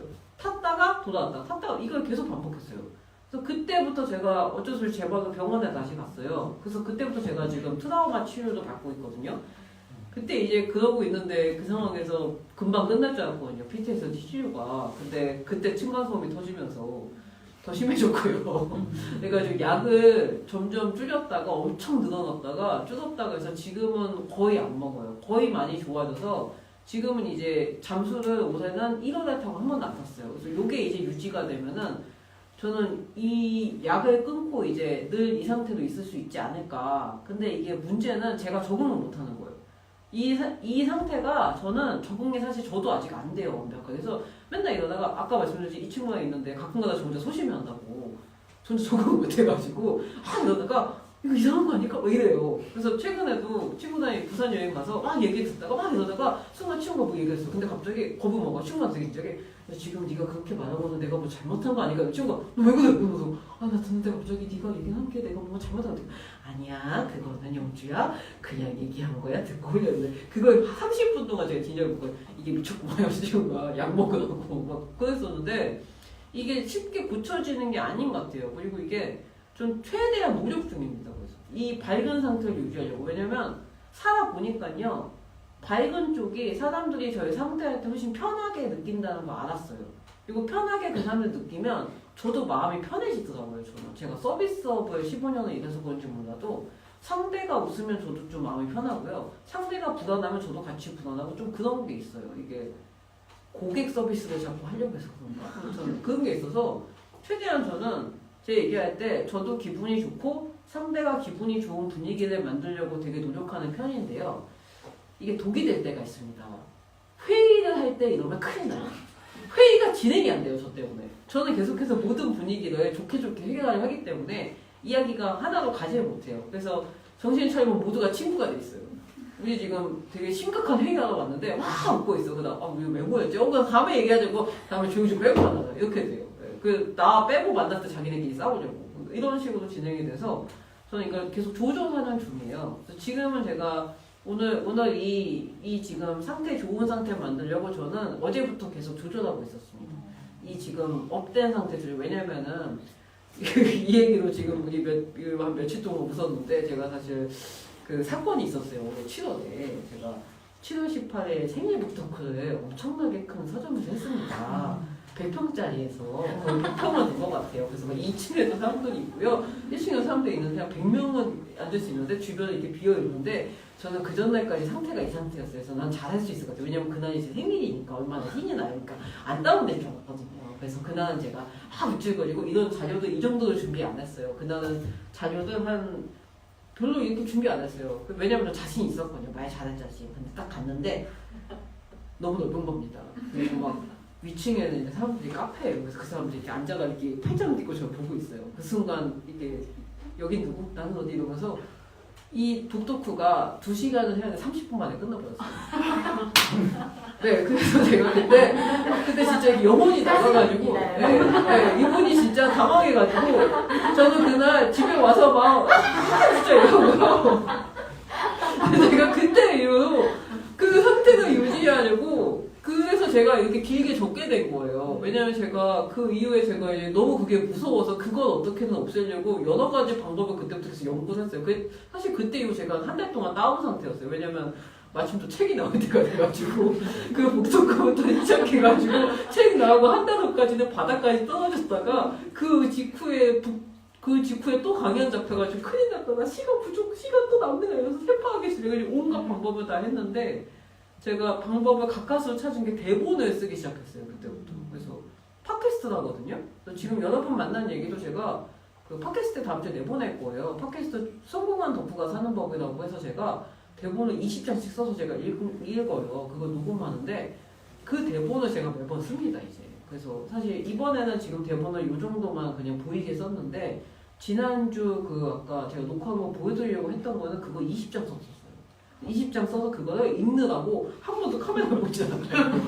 그래서 정말 긴장해서 대본을 안 썼으면 그날 30분 안에 끝났어요. 대본을 계속 읽어서 중간부터는 고개를 못 들겠는 거예요. 왜냐면 지금은 젊은 분들이 계시잖아요. 그날은 50대 분들이 맨 앞에 앉으신 거예요. 아저씨 3분이 팔짱을 다 끼고 양복을 입으시고 시의원분들이 오셨대요. 게다가 뒤에는 그 지역에 성남구 방송국이 있거든요. 거기서 방송에 취재를 온 거예요, 마치.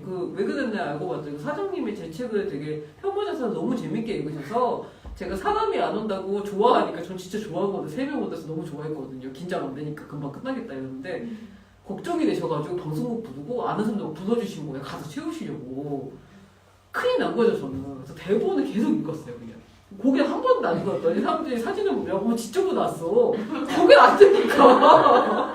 그냥 계속 여기 없어. 혐오자사는 제가 6년 동안 준비해서 쓴 겁니다. 완전 그냥 교과서 읽었어요. 그렇게 했었기 때문에 지금 이제 저는 이거 계속 조절 중이고요. 그 조절하는 과정도 사실 여기다 적혀 있어요. 여기 보면은 어떤 건 되게 쫙 올라가 있어요. 글이 이렇게 날아다녀요. 어떤 거는 쫙 가 있어요. 그리고 그게 이제 정말 적나라하게 중간에 공황장애 왔던 얘기도 적혀 있고 유럽 여행 가서 공황장애 와서 쓰러졌던 얘기 그런 것도 다 적혀 있어요. 그렇습니다. 이 정도면 답변이 된 건가요? 네. 이제 좀 마무리 마지막 질문 네. 하나만 받고 우리 이제 마무리할까 해요. 저 궁금한 게 네. 네네. 계속 소설을 쓰시면서 할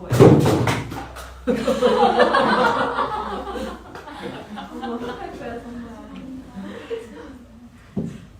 말해드릴까요? 네, 말씀하세요. 계속 소설을 쓰시면서 에세이도 쓰시고 네, 뭐 네. 시나리오도 쓰시고 네, 네, 하시잖아요. 그러면 뭐 시간을 정해두고 네. 오늘은 뭐 9시부터 뭐 6시까지는 소설을 쓰는 약간 그런 식으로 작업을 하시는 네, 네, 건지 네. 아니면 뭐 기분이 왔군 아. 오늘은 소설이군 하고 이렇게 쓰시는 건지 그냥 작업 방식이 어떤 이게 이제 굉장히 저의 본질을 건드리시는 질문이신데 저는 멀티가 안 됩니다. 그래서 아까도 말씀드렸지만 제가 신작을 쓰는데 조성희 씨 꾼이로 외부 일정이 많아져서 제가 그때부터는 지금 소설 한 글자도 못 쓰고 있어요. 저는 외부 일정을 쓸 때 외부 일정만 딱 해야 되고요. 소설 쓸 때는 소설만 딱 써야 되고 찌질할 때 찌질하기만 합니다. 정말 그게 딱 정해져 있어요. 그래서 소설을 쓸 때도 A라는 소설을 쓸 때는 A라는 소설밖에 못 써요. 그리고 에세이 칼럼 연재할 때는 1년 동안 칼럼만 연재해야 돼요. 그러다 중간중간 이제 단편만 쓸 수 있어요. 장편은 손도 못 대요. 장편 쓸 때는 그 주에는 칼럼 한 2주치 먼저 써놓고 미치듯이 쓰고 있어요. 그 2주 동안 집중해서. 왜냐면 다시 칼럼 쓸 때가 될 때까지가 리미트니까. 그런 식으로 쓰고요. 지금 팟캐스트하고 강연 다니고 독서 모임하고 제가 강의도 맡고 있거든요. 그래서 이 세 개만 죽어라고 하고 있고 나머지는 아무것도 못합니다. 왜냐면 글이 날아가요, 저는. 글이 지금 이 기분 상태로 쓰면은 글도 신이 나 있어요, 저는. 그래서 글이 우울하면은 그 글은 우울하게 쓴 거입니다.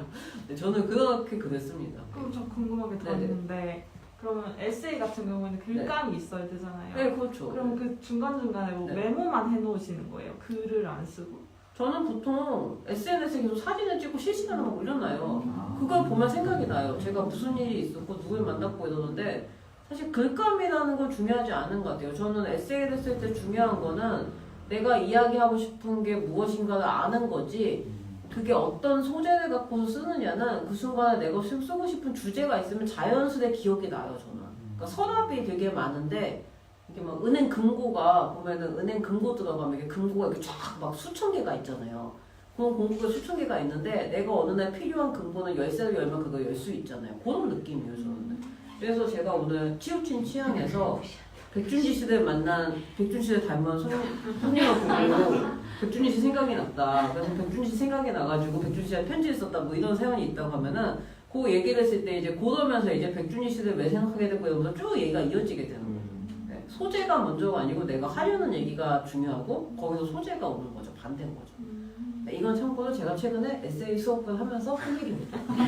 지난주 토요일에 얘기했기 때문에 매우 논리적인 겁니다. 지난주 토요일에 똑같은 얘기를 했거든요. 신기한 듯한 멘트. 네, 그렇습니다. 지난주 토요일에 누가 똑같은 걸 물어보셨어요. 네. 근데 이런 게 너무 좋습니다. 이 말이 너무 좋고요. 이럴 때 절대 긴장 안 하거든요. 네. 네, 정말 그 30분으로, 2시간이 30분으로 줄었던 북토크는 정말 다시는 기억하고 싶지 않은 제 최악의 북토크. 굉장히 발전을 하셨고요. 지금 1시간이 지금 2시간으로 늘어난 지금. 아니, 오늘은 2시간이었어요. 네. 이게 네, 저 이번에 2시간이었습니다. 네, 저 네. 열심히 준비했습니다. 이런 시간을 가졌고 이제 이것으로 저희 북토크는 마치고 작가님께 사인받고 싶으신 분들은 사인받고 초상권 없는 작가님이시니까 맞습니다. 네, 사진 맞습니다. 네, 찍으시면 될 것 초상권 없습니다. 같습니다. 네. 감사합니다. 네.